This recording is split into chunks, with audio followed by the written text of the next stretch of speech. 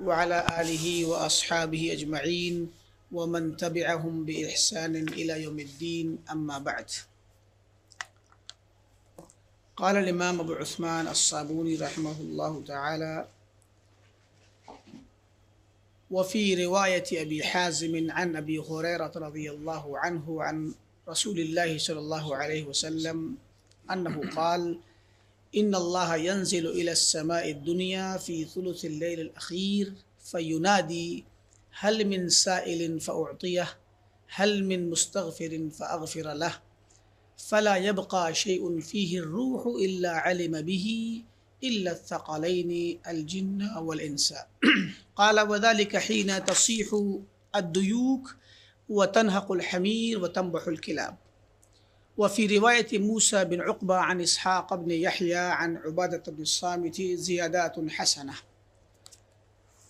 جیسا کہ آپ تمام حضرات کو بخوبی علم ہے کہ ہمارا یہ درس امام ابو عثمان الصابونی رحمۃ اللہ علیہ کی مشہور کتاب عقیدۃ السلف و اصحاب الحدیث، اس کتاب کی قراءت اور شرح اور اس کو سمجھنے کے سلسلے میں چل رہا ہے.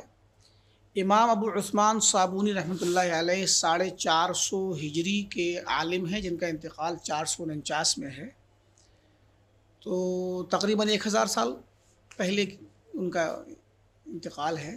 تو یہ بہت پرانے عالم دین ہیں. ان کی یہ کتاب ہم تک پہنچی ہے محقق طریقے سے تحقیق شدہ. اس میں انہوں نے سلف صالحین یعنی صحابہ، تابعین اور ان کے بعد تبع تابعین اور ائمہ اور اہل الحدیث محدثین اور ان کی پیروی کرنے والے لوگ جس عقیدے پر چلتے آئے اس عقیدے کو بیان کیا ہے. یہاں پر ایک چیز آپ حضرات ذہن میں رکھ لیں کہ عقیدہ ایک ایسی چیز ہے کہ اس کے اندر جو بھی باتیں ہیں وہ ایسی طے شدہ باتیں ہیں جن میں کبھی تبدیلی نہیں آ سکتی. عقیدے میں کبھی تبدیلی نہیں آتی ہے. عقیدہ ایمان ہوتا ہے، وشواس ہوتا ہے، اور ایک طرح سے ایک ایسا راستہ ہوتا ہے ذہنی طور پر سمجھنے کا کہ جس راستے پر ایک بندہ اپنے روزمرہ کے عمل اور طرز زندگی کی بنیاد رکھتا ہے. انسان کا کوئی بھی عمل ہو، کوئی بھی کام ہو، بغیر آپ کے دل کے اندرونی ارادے کے، اور دل کا ارادہ بھی کسی اعتقاد پر اور کسی سوچ پر بنتا ہے جو پہلے سے دل میں بیٹھی ہوتی ہے. اسی لیے عقیدے کو عقیدہ کہتے ہیں. عقیدہ اصل میں عربی زبان میں عقادہ یا عقیدوں کے معنی ہوتا ہے. عقادہ یا عقیدو، عقدن کے معنی رسی میں گرہ باندھنا ہے، عقدتن کے معنی گرہ. تو گرہ باندھنا، گویا کوئی بندہ کسی بات کو جو اپنے دل میں گرہ باندھ کے رکھ لیتا ہے وہ عقیدہ ہے. ٹھیک ہے، یہ لغوی معنی ہے. تو عقیدہ یہ وہ چیز ہے جس پر انسان کا سارے اس کی حرکت کا، سارے عمل کا دار و مدار ہے. اس کے بغیر وہ کام کر ہی نہیں سکتا. کچھ بھی دنیا میں کوئی بھی انسان ہو، جو کچھ بھی وہ کرتا ہے وہ اندر اس کے پہلے ایک کچھ اعتقاد ہوتا ہے، اسی کے نتیجے میں کرتا ہے. تو عقیدہ ایک ثابت چیز ہے، ٹھہری ہوئی چیز ہے، یہ کبھی بدلے گی نہیں. یہ جیسے آسمان سے اتری ہے ویسے ہی اس کو پیارے نبی صلی اللہ علیہ وسلم نے صحابہ اکرام کو بتلایا، اور ویسے ہی وہ منتقل ہوتی رہے گی. اس میں تبدیلی نہیں آئے گی، نہ کمی ہوگی نہ زیادتی ہوگی. اب بعد کے لوگوں کا کام کیا ہے؟ اس طے شدہ چیز کو سمجھنا ہے. بس سمجھ آ رہی بات کہ نہیں آ رہی؟ یعنی عقیدہ ہے، عقیدے کی جو وہ ہے اصل، ہم جیسے بول سکتے ہیں ارکان، یا جن چیزوں میں عقیدے میں کیا کیا چیزیں آتی ہیں. عقیدے میں اللہ تعالیٰ پر ایمان، اس کے فرشتوں پر ایمان، کتابوں پر ایمان، رسولوں پر ایمان، آخرت پر اور قیامت پر ایمان، اور تقدیر پر ایمان. یہ 6 چیزیں عقیدے کی وہ ہیں جن کو ہمیں سننا، سمجھنا، یاد کرنا اور اپنے دل میں بٹھانا، انہی میں گرہ باندھنی ہے. جو گرہ باندھنے کا میننگ ہے وہ انہی چیزوں پر ہے. اب سوال یہ ہے کہ اللہ تعالیٰ پر ایمان کیا ہے اور کیسے ہے، یہ سب چیز طے شدہ ہے اور وہ کتاب و سنت میں نازل کر دی گئی ہے. ہمارا کام صرف اور صرف اس کو سمجھنا ہے. اچھا، دین کا ایک حصہ ہے اعمال، روزمرہ کے عملیات، روزمرہ کی زندگی کے احکام، نماز، روزہ، حج، زکوٰۃ، بیع و شراء، خرید و فروخت، روزمرہ کی زندگی کے مسائل ہیں. ان مسائل میں نیا پن پیدا ہوتا رہے گا. عقیدے کے اور شریعت کے دو حصے، ایک عقیدہ اور ایک احکام اور عملی چیزیں، جن کو ہم فقہ سے تعبیر کرتے ہیں. عقیدہ اور فقہ یعنی وہ چیزیں جو ہمارے ایمان کا، ہمارے دل میں بیٹھنے کا حصہ ہیں، اور ان کو بٹھانے کے بعد پھر ہم جو عمل کریں گے، جو اعمال ہوں گے نماز روزے کے اور روزمرہ کی زندگی کے، وہ فقہی اور عملی احکام ہیں.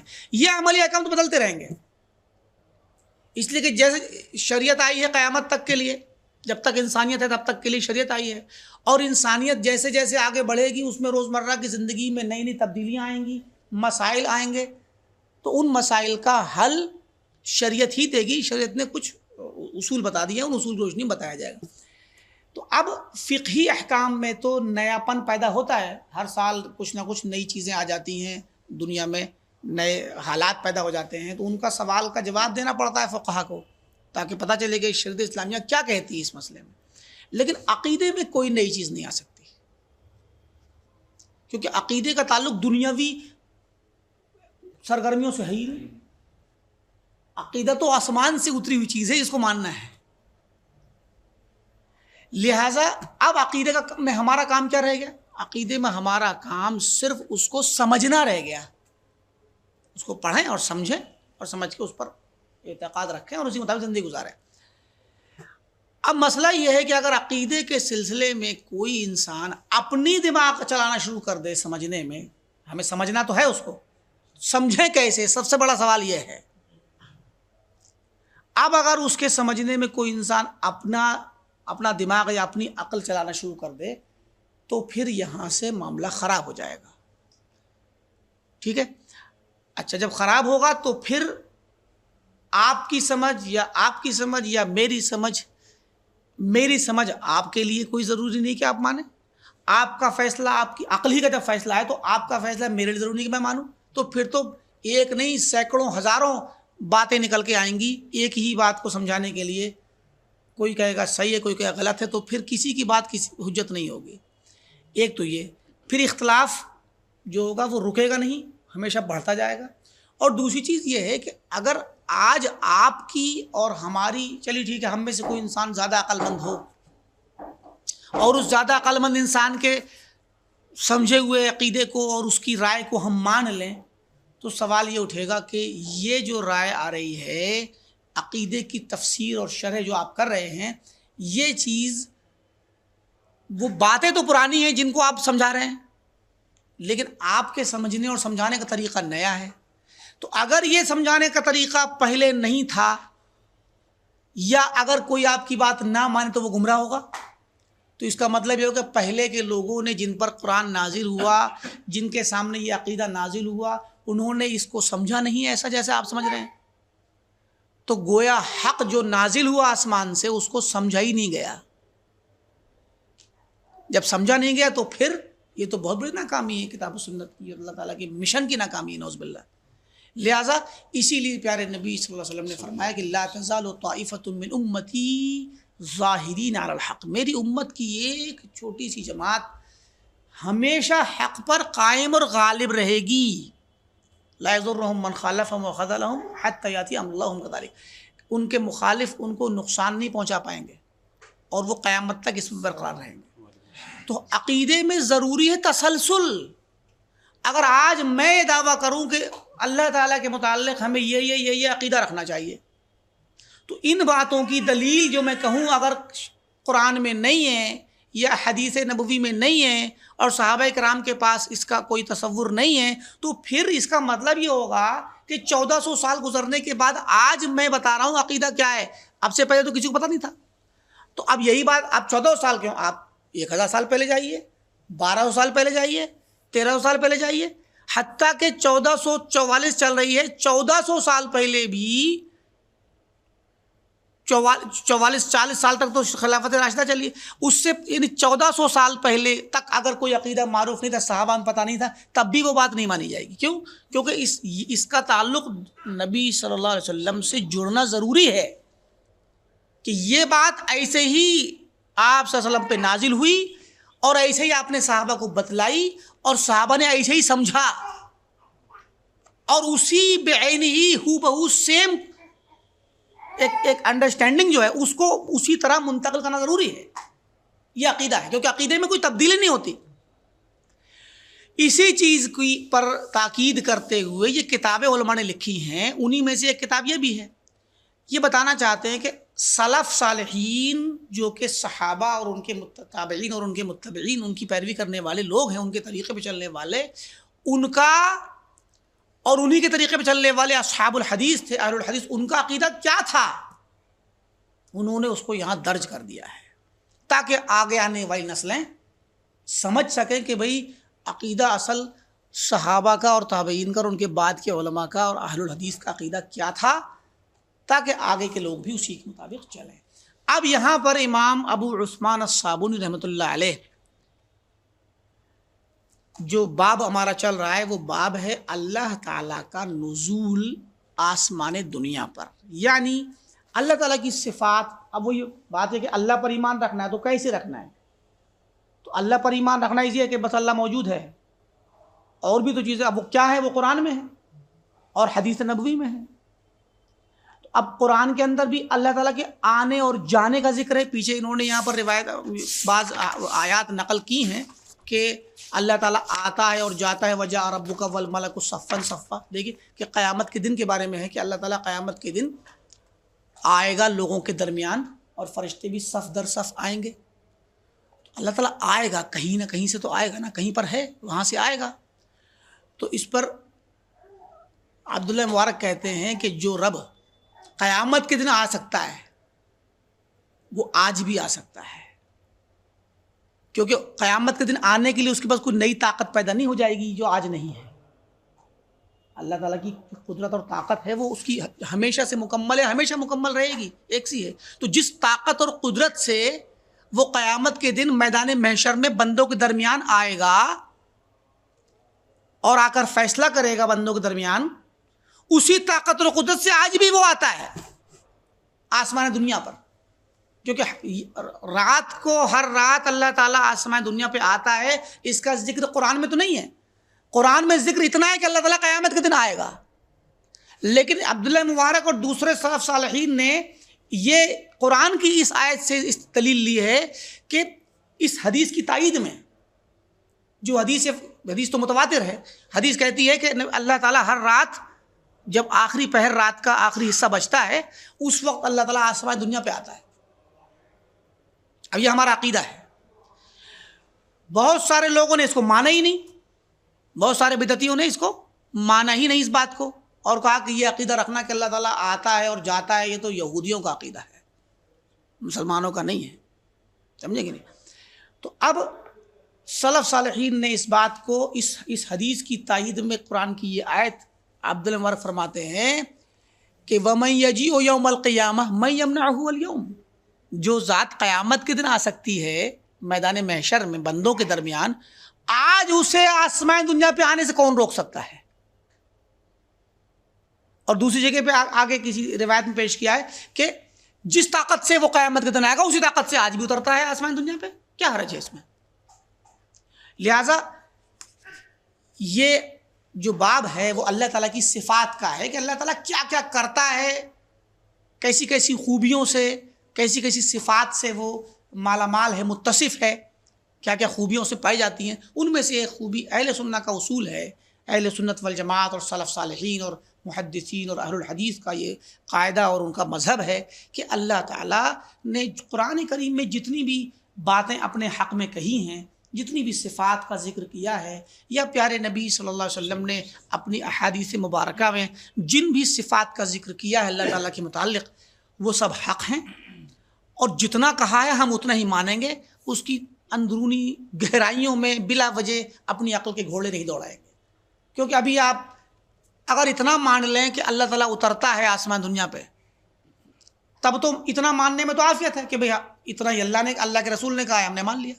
لیکن اگر آپ ابھی اس کی گہرائیوں میں گھسیں کہ اللہ تعالیٰ اترتا ہے آسمان دنیا پہ، تو کیسے اترتا ہے، کس چیز سے آتا ہے، اور جاتا پھر کس چیز سے، اور رہتا کہاں ہے، اور کس طریقے سے اس کا ٹھکانہ کہاں ہے، عرش پہ ہے تو کیسے ہے، یہ سب سوال اگر اٹھائیں گے تو ان کا جواب نہیں ملے گا ہم کو، کیونکہ ان کا جواب دیا ہی نہیں شریعت نے۔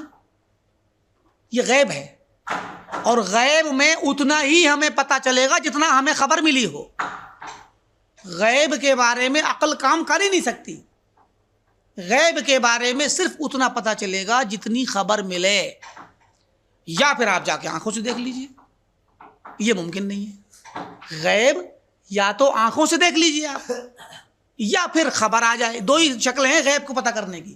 جو غیبی چیز ہوتی ہے، یا تو اب باہر مسجد کے کیا ہو رہا ہے اس کے بارے میں یا تو آپ کو کوئی خبر کر دے، یا آپ خود جا کے دیکھ لیں، یہ دو میں سے ہی کام ہوگا۔ اب یہ دنیاوی چیزوں میں تو آسان ہے کہ خود جا کے دیکھنا، لیکن اللہ تعالیٰ کے متعلق یہ چیز دنیا میں ناممکن ہے۔ لہٰذا ایک ہی چیز بچی کہ خبر، اور خبر آئے گی وحی کے ذریعے، اور وحی ہے کتاب و سنت۔ تو جتنا کچھ خبر کے ذریعے آیا ہے وحی کے ذریعے کتاب و سنت میں، اتنا ہی پتہ چلے گا، اس سے زیادہ پتہ چل ہی نہیں سکتا۔ یا ہم جس طریقے سے یہاں بیٹھ کے اپنی عقل سے یہ انومان نہیں لگا سکتے کہ روڈ پہ کیا ہو رہا ہے، باہر عقل کچھ نہیں فیصلہ کر سکتی کہ باہر کیا ہو رہا ہے، باہر کی خبر صرف بتانے والا بتائے گا، یا جا کے ہم دیکھیں گے۔ ایسے ہی اس سے یہ تو چھوٹا سا غیب ہے جو کہ پھٹ سے ایک منٹ پتہ چل جائے گا، لیکن اللہ تعالیٰ کے متعلق جو غیب ہے، جو اللہ تعالیٰ کی کے احوال اور اس کی صفات کے متعلق، وہ غیب ایسا ہے اس کے بارے میں پتہ لگانا ممکن، وہ غیب حقیقی ہے، وہ غیب حقیقی ہے، اور یہ غیب نسبی ہے۔ باہر مسجد کے سڑک پہ کیا ہو رہا ہے، وہ ان لوگوں کے لیے غیب نہیں جو وہاں پر ہیں، ہمارے لیے غیب ہے کیونکہ ہم وہاں نہیں ہیں۔ تو نسبی طور پہ ہمارے لیے، ان کی بنسبت ہمارے لیے یہ چیز غیب ہے، جبکہ ان لوگوں کے لیے جو مسجد کے باہر ہے ان کے لیے غیب نہیں ہے۔ ایسے ہی یہاں مسجد میں کیا درس چل رہا ہے، یہ آپ کے ہمارے لیے غیب نہیں ہے، لیکن جو لوگ مسجد کے باہر ہیں ان کے لیے یہ چیز غیب ہے۔ یہ غیب نسبی ہے جو تھوڑی سی مشقت کے ساتھ معلوم ہو سکتا ہے، لیکن اللہ تعالیٰ کے متعلق جو بھی خبر ہوگی، جو بات ہوگی، کیونکہ اللہ تعالیٰ دنیا، اس کائنات کا سب سے بڑا غیب ہے۔ اللہ کی ذات غائب ہے، اللہ تعالیٰ موجود ضرور ہے لیکن غائب ہے، ہم سے انسین ہے، اس کو ہم دیکھ نہیں سکتے، لیکن موجود ہے وہ۔ تو اللہ تعالیٰ کی ذات سب سے بڑا غیب ہے، اور اصلی حقیقی غیب وہی ہے، کیونکہ اس کا پتہ لگانا کسی انسان کے بس کی بات نہیں ہے، خاص کر اس دنیا میں۔ قیامت کے دن تو اللہ تعالیٰ خود ہی لوگوں کے سامنے آ جائے گا تو وہ ممکن ہوگا اس کو دیکھنا، لیکن دنیا میں یہ چیز ممکن نہیں ہے۔ تو یہ غیب ہے، لہٰذا جتنا کتاب و سنت میں بتلا دیا گیا اتنا ہم اگر مان لیں اور اتنے پہ ہی رک جائیں، یہ کہہ کے کہ بھی قرآن میں ایسے ہے، اللہ کے نبی صلی اللہ علیہ وسلم نے ایسے فرمایا، تو ہم اتنا ہی مانیں گے، اس میں مزید آگے داخل اپنی عقل سے نہیں ہوں گے۔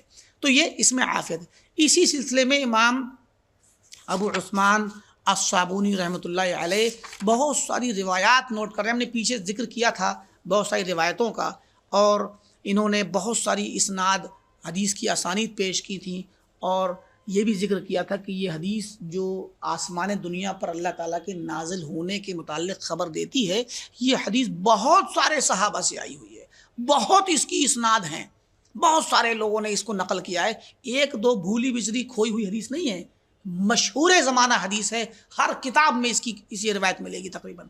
یہاں بتاتے ہیں کہ جو ہے دیکھیے، عن ابن عباس وعن ام المؤمنین عائشہ وعن ام سلمہ رضی اللہ عنہما، بہت ساری صحابہ سے، ابو ہریرہ رضی اللہ عنہ، بہت سارے صحابہ سے انہوں نے یہاں پہ پیچھے جابر رضی اللہ عنہ کا ذکر ہے، اور عبادہ بن صامت کی، ابو الدرداء کی، عبداللہ مسعود کی، بہت ساری روایتیں انہوں نے یہاں پر پیچھے تذکرہ کر دیا ہے۔ عبادہ بن صامت، علی بن ابی طالب، جابر بن عبداللہ، ابو ہریرہ، یہ سب بہت سارے صحابہ ہیں جن کا ذکر انہوں نے کیا ہے، جن تک اسناد لے کر بتلائی ہے کہ یہ حدیث کہ اللہ تعالیٰ ہر رات آسمان دنیا پہ اترتا ہے، یہ حدیث بہت سارے صحابہ سے اب اسی میں بہت ساری روایتیں نقل کریں گے، ہم آپ کو ترجمہ کرتے ہوئے چلتے ہیں تاکہ بار بار اسی طرح کی روایتیں آئیں گی. کچھ روایتیں اس میں ضعیف بھی ہیں، انہوں نے سب نقل کر دی ہیں جو بھی منقول ہیں.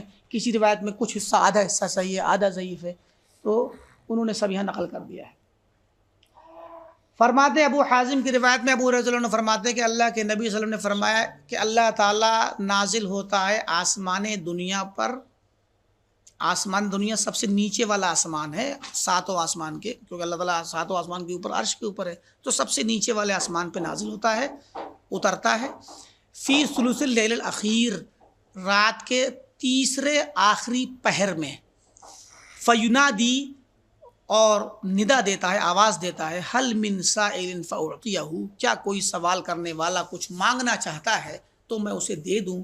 حل من مستغفر فاغفر لہ، کیا کوئی ہے جو استغفار کرے اور اپنے گناہوں کی بخشش مانگے مجھ سے اور میں اس کو بخش دوں.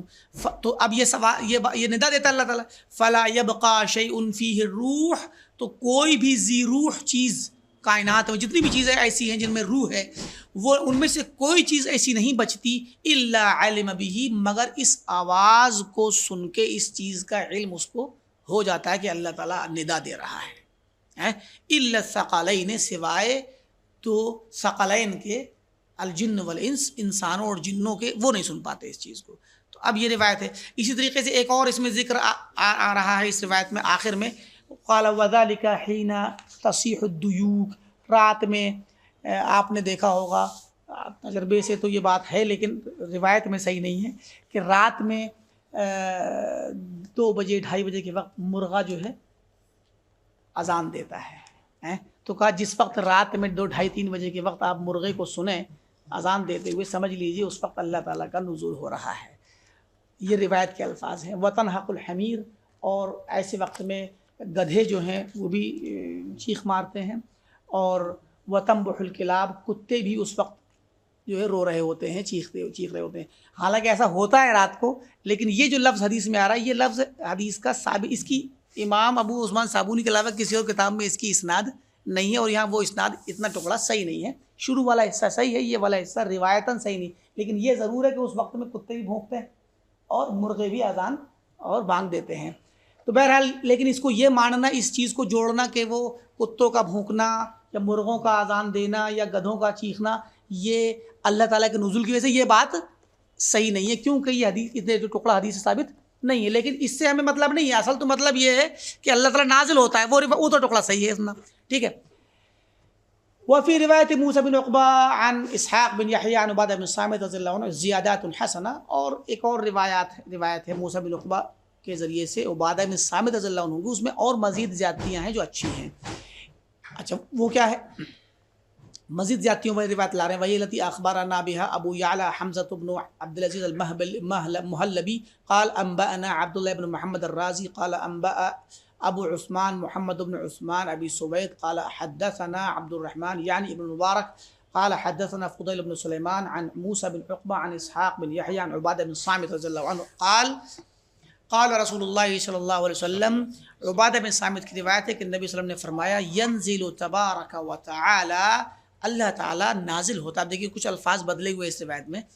نازل ہوتا ہے کل لیلۃ، ہر رات، الی السماء الدنیا، آسمان دنیا پر، حتی یبقى ثلث اللیل الاخیر، یہاں تک کہ رات کا آخری پہر بچا ہوا ہوتا ہے. یعنی جیسے ہی وہ رات کا تیسرا حصہ داخل ہوتا ہے تبھی اللہ تعالیٰ کا نزول ہوتا ہے. فیقول، تو فرماتا ہے الا عبد من عبادی یدعونی، کیا میرے بندوں میں سے کوئی بندہ ایسا نہیں ہے جو، یا کوئی ہے میرا بندہ جو مجھے پکارے، فاستجیب لہ، اور میں اس کی دعا کو سن لوں. الا ظالم لنفسہ یدعونی، کیا کوئی ایسا شخص ہے جس نے اپنے نفس پر، خود پر ظلم کیا ہو، گناہ کر کے مجھے پکارے، فاغفر لہ، تو میں اسے بخش دوں. الا مقتر علیہ رزقہ، کیا کوئی ایسا شخص ہے جس کی روزی تنگ ہو، جس کا رزق تنگ ہو، فیدعونی، تو مجھے پکارے، فارزقہ، تو میں اسے مزید رزق دے دوں. الا مظلوم یذکرنی فانصرہ، کیا کوئی مظلوم شخص ہے جو رات کے اس پہر میں مجھے پکارے، میرا ذکر کرے، تو میں اس کی مدد کر دوں. تو دیکھیں یہ اور بھی الفاظ آ رہے ہیں. الا عان یدعونی فافکا، کیا کوئی ایسا شخص ہے جو گرفتار ہو گیا ہو، ناحق مظلوم ہو اور اس کو وہ قید میں ہو، ناحق قید میں ہو، تو مجھے پکارے تو میں اس کو قید سے آزاد کرا دوں۔ اب دیکھیں یہ سب اس طرح کی، مطلب گویا اس میں یہ ہے کہ کوئی بھی صاحب حاجت، کوئی بھی ضرورت مند انسان اگر ہو تو اللہ تعالیٰ کو پکارے ایسے وقت میں، تو اللہ تعالیٰ اس کی دعا کو سنتا ہے۔ قال فیکون کذالک الی یطلع الصبح، تو کہتے ہیں وہ ایسے ہی اللہ تعالیٰ ندا دیتا رہتا ہے، اپنے بندوں کو پکارتا رہتا ہے یہاں تک کہ صبح طلوع ہو جائے، اور اس کے بعد پھر اللہ تعالیٰ وَيَعْلُو عَلَى كُرْسِيِّهِ، اور اللہ تعالیٰ اپنی کرسی کے اوپر بلند ہوتا ہے۔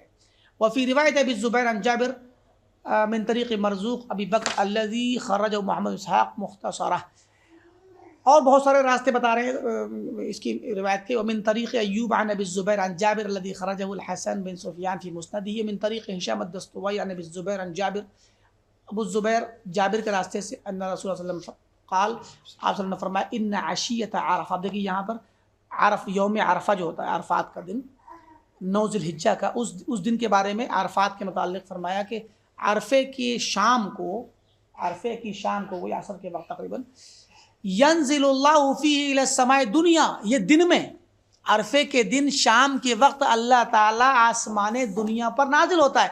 عام دنوں میں سال بھر تو رات میں اترتا ہے، لیکن عرفے کے دن شام کے وقت، وہی دن میں عصر کے وقت کا وقت عشیہ کہتے ہیں، تو دن میں شام کے وقت اللہ تعالیٰ نازل ہوتا ہے آسمان دنیا پر۔ فیباہی بأہل الارض اہل السماء، اللہ تعالیٰ اپنے فرشتوں کو آواز دے کر کے اپنے زمین پہ آئے ہوئے حج کرنے والے حاجیوں کو کی طرف اشارہ کر کے ان سے فخر کرتا ہے، وہ کہتا ہے کہ جو ہے یقول انظروا الی عبادی، دیکھو میرے ان بندوں کو، یہ جو میدان عرفات میں آئے ہوئے ہیں، شعثا غبرا، یہ لوگ پراگندہ حال ہیں، ان کے کپڑوں میں گرد غبار لگی ہے اور بال بکھرے ہوئے اور ان کی ساری حیت بگڑی ہوئی۔ ظاہر ہے وہاں پر میدان میں لوگ چل کے جاتے ہیں، خاص کر پرانے وقتوں میں اونٹوں سے، گھوڑیوں سے اور گھوڑوں سے، گدھوں سے اور پیدل، تو گرد و غبار اڑتی تھی پہلے، بہت زیادہ روڈ اتنے اچھے نہیں تھے، تو جسم پہ بھی گرد لگی ہے، بال بکھرے ہوئے ہیں، بہت زیادہ پراگندہ حال ہیں۔ تو ضاحینا، یہ لوگ قربانی کرنا چاہتے ہیں، یہ لوگ آ گئے ہیں یہاں پر اس میدان میں، جاؤ، آئے ہیں، من کل فج عمیق، ہر دور دراز کے علاقے سے اور راستے سے، یرجون رحمتی، میری رحمت کی طلب میں آئے ہیں۔ فرشتوں سے اللہ تعالیٰ کہتا ہے میری رحمت کو کی امید میں آئے ہیں۔ ولم یروا عذابی، کیونکہ یہ گنہگار ہیں، مجھ سے ڈرتے ہیں، میرے عذاب سے ڈرتے ہیں، حالانکہ ابھی تک عذاب انہوں نے میرا دیکھا نہیں، جہنم کا عذاب کیسا ہے، لیکن ڈرتے ہیں، ان کا عقیدہ ہے، یہ ڈرتے ہیں مجھ سے، اور اس نجات پانے کے لیے میری رحمت کی طلب اور امید میں آئے ہیں۔ یہ اللہ تعالیٰ کہہ کر کے اپنے فرشتوں سے ذکر کرتا ہے کہ دیکھو یہ میرے بندے مجھ پر ایمان رکھتے ہیں، یہ کیوں آئے ہیں اتنے دور، اور ان کو آخر کیا چیز یہاں بلا کے لائی ہے، کون سا لالچ اور کون سا خوف؟ تو جو خوف ان کو لایا ہے وہ میرے عذاب کا خوف ہے، جبکہ میرا عذاب دیکھا نہیں انہوں نے، پھر بھی ان کا ایمان ہے، ان کا عقیدہ ہے کہ اللہ کا عذاب ہے، آخرت کو آنا ہے، حساب کتاب ہونا ہے، تو ان کا جو ایمان ہے یہ ان کو لے آیا ہے یہاں کھینچ کے، اور مجھ پر ایمان رکھتے ہیں تو میری رحمت کی بھی طلب ان کو ہے اور امید ہے۔ فرمایا فلم یرا یوم اکثر عتقا من النار من یوم عرفہ، لہذا پورے سال کے تمام دنوں میں کوئی بھی ایسا دن نہیں دیکھا گیا یا دیکھا جاتا ہے جس میں اللہ تعالیٰ سب سے زیادہ جہنم سے آزاد کرتا ہو عرفہ کے دن سے زیادہ۔ لوگوں کو اللہ تعالیٰ اس دن کہتا ہے جاؤ میں نے تم کو بخش دیا، جہنم سے آزاد کر دیا، تو جہنم سے آزاد کرتا ہے، یہ ایک فضیلت بھی ہے، ثواب ہے، اجر ہے۔ اور یہاں سب سے اہم چیز یہ ہے کہ وہ اس دن، عرفے کے دن آسمان دنیا پہ اترتا ہے اور فرشتوں کو آواز دے کر کے یہ فخر کرتا ہے۔ روا ہشام الدستوائی عن یحییٰ بن ابی کثیر عن ہلال بن ابی میمونہ عن عطاء بن یسار عن رفاعہ الجہنی انہ حدثہ ان رسول اللہ صلی اللہ علیہ وسلم قال، رفاعہ الجہنی رضی اللہ عنہ سے روایت ہے، کہتے ہیں کہ آپ صلی اللہ علیہ وسلم نے فرمایا اذا مضى ثلث اللیل او شطر اللیل ثلثہ، اس روایت میں شک کے الفاظ ہیں، راوی کو شک ہے کہ آپ نے فرمایا کہ جب رات کا تیسرا پہر گزر جائے، تو رات کو تین حصوں میں کر دیں، پہلا والا حصہ گزر جائے تب اللہ اترتا ہے، یا آدھی رات گزر جائے تب اللہ، اس میں الفاظ شک والے آئے ہوئے ہیں، او ثلثاؤ، یا دو حصے گزر جائیں تو تیسرا بچے تب اتر، حالانکہ زیادہ تر جو الفاظ ہیں وہ تیسرے پہر بچے دو حصے گزر جائیں، یہ والی زیادہ راجح ہے۔ فرمایا تو جب اتنی رات گزر جاتی ہے، ینزل اللہ الی السماء الدنیا، اللہ تعالیٰ آسمان میں نازل ہوتا ہے، فیقول الا لا اسأل عن عبادی غیری، میں اپنے بندوں سے اپنے ہی بارے میں سوال کر رہا ہوں کہ من یستغفرونی، اے بندو تم میں کون مجھ سے استغفار کرنا چاہتا ہے، فاغفر لہ، میں اسے بخش دوں، من یدعونی فاستجیب لہ، کون پکارتا ہے میں اس کی دعا سن لوں، من یسألونی فاعطیہ، کون کچھ مانگنا چاہتا ہے میں اسے دے دوں، حتی ینفجر الصبح، یہاں تک کہ صبح طلوع ہو جائے، صبح تک یہ ہوتا ہے۔ ایک اور روایت ہے، اخبرنا ابو محمد المخلدی قال اخبرنا ابو العباس السراج قال حدثنا محمد بن يحيى قال حدثنا عبيد الله بن موسى عن اسرائيل عن ابي اسحاق عن ابي مسلم الاغر قال اشهد على ابي سعيد وابي هريره انهما شهدا على رسول الله، میں گواہی دیتا ہوں، الاغر کہتے ہیں کہ میں گواہی دیتا ہوں ابو سعید الخدری ایک بہت مشہور صحابی ہیں ان کے متعلق، اور ابو ہریرہ رضی اللہ عنہ، ان دونوں صحابہ کے متعلق میں گواہی دیتا ہوں، انہما شہدا علی رسول اللہ، کہ ان دونوں نے اللہ کے رسول صلی اللہ علیہ وسلم پر گواہی دی، وانا اشہد علیہما انہما سمعا النبی صلی اللہ علیہ وسلم، اور میں اس بات کی گواہی دیتا ہوں کہ ان دونوں نے اللہ کے نبی سے اس بات کو سنا ہے۔ تابعی کہتے ہیں کہ میں اس بات کی گواہی دیتا ہوں کہ یہ جو بات میں بیان کرنے جا رہا ہوں، اس حدیث کو ان دونوں صحابیوں نے پیارے نبی صلی اللہ علیہ وسلم سے یقیناً سنا ہے۔ کیا؟ یقول، آپ نے فرمایا، ان اللہ یمہل، اللہ تعالیٰ جب رات آتی ہے تو رات میں کچھ دیر مہلت دیتا ہے، کچھ وقت گزرنے دیتا ہے رات کا، حتی اذا ذہب ثلث اللیل الاول، یہاں تک کہ جب رات کا پہلا حصہ گزر جاتا ہے۔ اب دیکھیے اس روایت میں رات کے پہلے حصے گزرنے کی بات ہے، سمجھے کہ نہیں؟ یعنی آج کل اگر 6 بجے ہم مان لیں رات ہو رہی ہے اور صبح 6 بجے فجر ہو رہی ہے، تو اب اس کو 3 حصے میں بانٹ لیجیے، 6 اور 4 10 ہیں، تو گویا 10 بجے کے وقت اس روایت کے مطابق کہ جب پہلا حصہ گزر جاتا 3 میں سے، ہبط الی السماء الدنیا، تو اللہ تعالیٰ آسمان دنیا پہ نازل ہوتا ہے۔ اب نزلہ کے بجائے ہبطا کا لفظ ہے، ہبطا مانے بھی اترنا ہوتا ہے۔ فیقول حل من مذنب، تو اللہ فرماتا ہے کیا کوئی گنہگار ہے، حل من مستغفر، کیا کوئی بخشش کا طلبگار ہے، حل من سائل، کیا کچھ مانگنے والا کوئی ہے، حل من داعن، دعا کرنے والا کوئی ہے۔ اب دیکھیں اس میں ایسے ہی الفاظ آ رہے ہیں، اس میں یہ نہیں ہے کہ میں اسے دے دوں یا میں اس کی دعا سن لوں، ایسے نہیں آ رہا ہے، یہ آ رہا ہے کہ کیا کوئی ہے جو مانگ لے، ہے کوئی دعا کرنے والا۔ حتی تطلع الشمس، سورج کے طلوع ہونے تک، اب اس میں شمس کی بات ہے، اور پیچھے روایت میں صبح کے طلوع ہونے کی بات ہے، جو صبح صادق فجر کے طلوع ہونے کی بات ہے۔ تو الفاظ روایتوں کے الگ الگ ہیں، اور سب سے راجح، سب سے زیادہ جو الفاظ ہیں روایت کے وہ یہی کہ جب 2 حصے گزر جائیں، یعنی گویا 2 بجے تقریباً آج کے حساب سے، گویا 2 بجے کے وقت اللہ تعالیٰ کا نزول ہوتا ہے۔ لیکن اگر کوئی انسان ان روایتوں کی روشنی میں یہ مان لے کہ نہیں، یہ بھی مان لے کہ ایک پہر گزرنے کے بعد، تب بھی اللہ تعالیٰ کی رحمت سے وہ محروم نہیں ہوگا۔ مقصد کہنے کا یہ ہے کہ روایتیں بہت الفاظ میں آئی ہیں، مصنف الگ الگ سندوں سے، الگ الگ صحابہ سے، الگ الگ الفاظ سے یہ روایت لا رہے ہیں، یہ بتانے کے لیے کہ یہ روایت کا جھٹلانا، اس کا انکار کرنا اتنا آسان نہیں ہے۔ ایک کو چھوڑو گے تو ہزاروں روایتیں لگی ہوئی ہیں یہاں راستے میں۔ دیکھیے مزید فرماتے ہیں، اخبرنا محمد المخلدی قال حدثنا ابو العباس الثقفی قال حدثنا حسن بن صباح قال حدثنا شبابة بن سوار عن يونس بن ابي اسحاق عن ابي مسلم الاغر قال اشهد على ابي سعید، ابو مسلم الاغر کہتے ہیں میں گواہی دیتا ہوں ابو سعید خدری کے سلسلے میں رضی اللہ عنہ، وہ ابی ہریرہ، وہی روایت ہے دوسرے لفظوں میں آئی ہے یہ بھی، کہ ان دونوں نے فرمایا کہ اللہ کے رسول صلی اللہ علیہ وسلم نے فرمایا، ان اللہ یمہل، اللہ تعالیٰ مہلت دیتا ہے، حتی اذا کان ثلث اللیل، جب رات کا تیسرا حصہ ہو جاتا ہے، ہبط الی هذه السماء، اس آسمان پر، یعنی آسمان دنیا پر اترتا ہے، ثم امر بابواب السماء ففتحت، اور حکم دیتا ہے بقیہ تمام آسمانوں کے دروازوں کے بارے میں، تو وہ کھلتے ہیں، آسمان کے دروازے کھول دیے جاتے ہیں۔ فقال هل من سائل فاعطیہ، پھر فرماتا ہے کہ کیا کوئی سوال کرنے والا ہے کہ میں اسے دے دوں، حل من داعٍ فاجیبہ، کوئی دعا کرنے والا ہے کہ میں دعا سن لوں، حل من مستغفر فاغفر له، کیا کوئی گناہ کی بخشش مانگنے والا ہے تو میں بخش دوں، حل من مضطر، اب دیکھیں نیا لفظ آ گیا، کیا کوئی ایسا ہے جو پریشان حال ہو، بدحال ہو، مصیبت زدہ ہو، مضطر کہتے ہیں جو پریشانیوں میں ڈوبا ہوا ہو، گھرا ہوا ہو، پریشانی میں گھرا ہوا، اکشف عنہ ضرہ، کہ میں اس کی ضرر اور تکلیف کو اس سے ہٹا دوں، مانگے تو، حل من مستغیث فاغیثہ، کیا کوئی ہے جو اللہ مجھ سے میری مدد مانگنا چاہتا ہو، غوث کا طلبگار ہو، غوث مانے مدد، غیبی مدد، غوث کے مانے غیبی مدد، تو کوئی مجھ سے غیبی مدد مانگے، ایسی مدد جو انسان نہیں دے سکتے، انسان تو ظاہری مدد دے سکتے ہیں نا، تو اللہ تعالیٰ غیبی مدد دیتا ہے، تو غوث کا مطلب ہوتا ہے غیبی مدد جو انسان نہیں دے سکتا،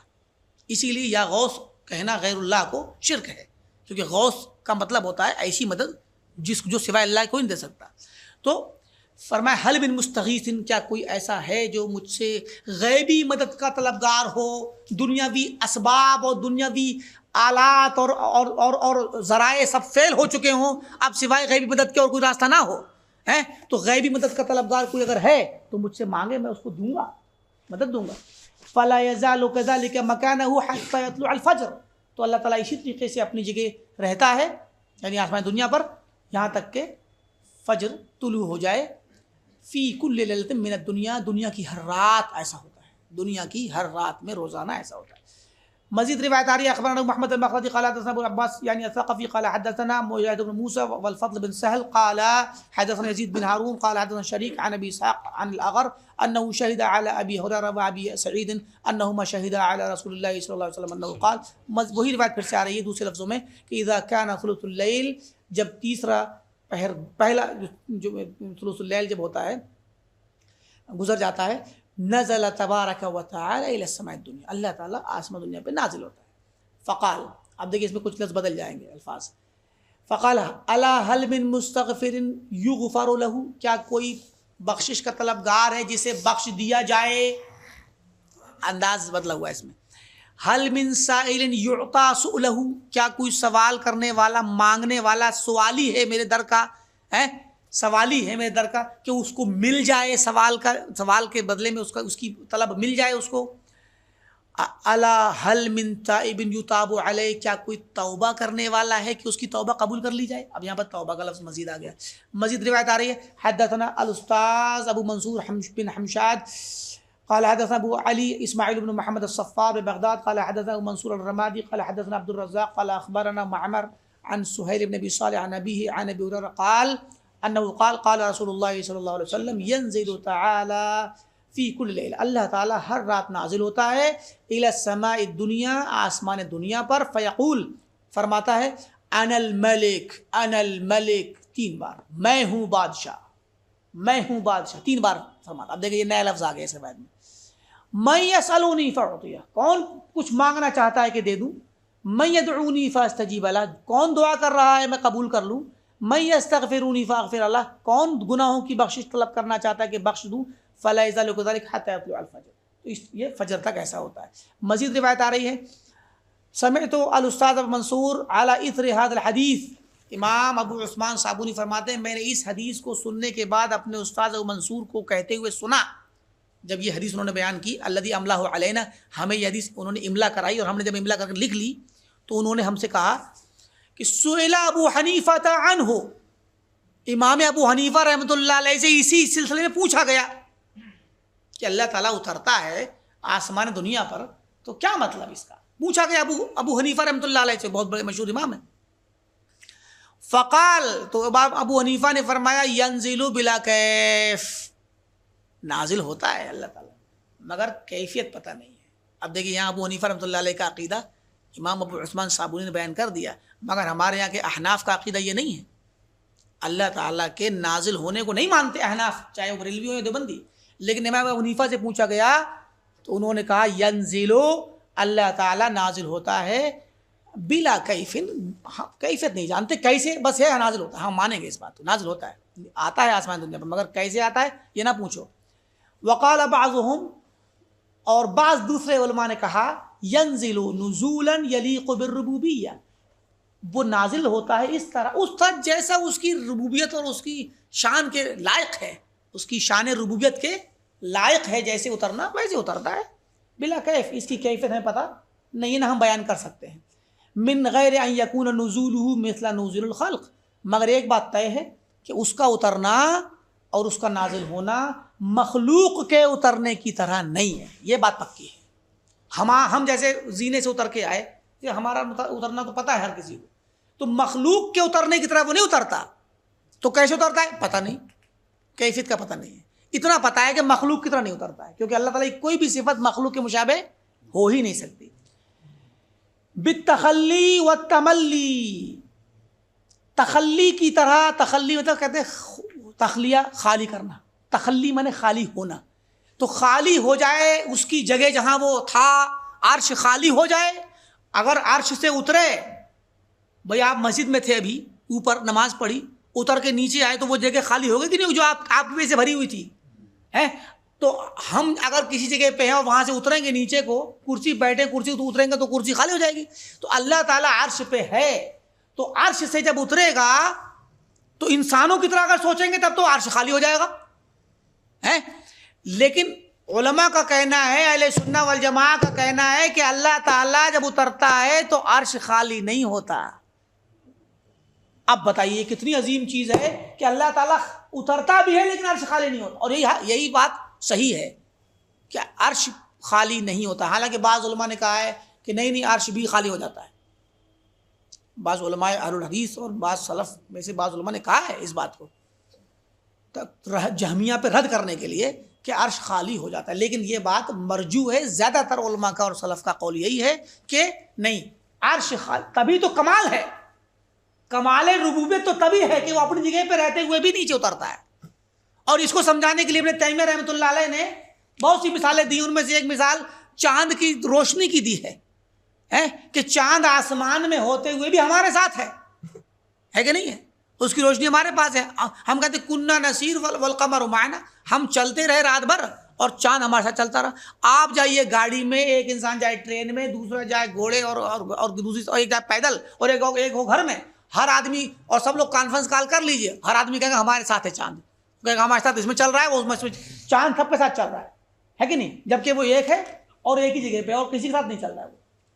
وہ مطلب کہنے جو گھر میں ہوگا اسے لگے گا چاند ٹھہرا ہوا ہے کہ نہیں. تو مقصد کہنے کا یہ ہے کہ ایک اس طرح کی مثالیں دی ہیں علماء نے بتانے کے لیے، قریب کرنے کے لیے اس مفہوم کو کہ جس طرح چاند اپنی جگہ پہ ہوتے ہوئے بھی ہر انسان کو اس کے حساب سے محسوس ہوتا ہے، تو اللہ تعالیٰ کی مثال تو بہت عظیم ہے. تو مخلوق ہے چھوٹی سی اللہ کی، اللہ تعالیٰ تو خالق ہے کہ وہ اپنے عرش پہ رہتے ہوئے بھی آسمان دنیا پہ اتر جائے. اب کوئی سوچے یہاں پر، اب آگے اپنی عقل نہ دوڑائیے گا کہ عرش پہ ہوتے ہوئے اگر اترے گا تو کیا عرش کو لے کے اترے گا.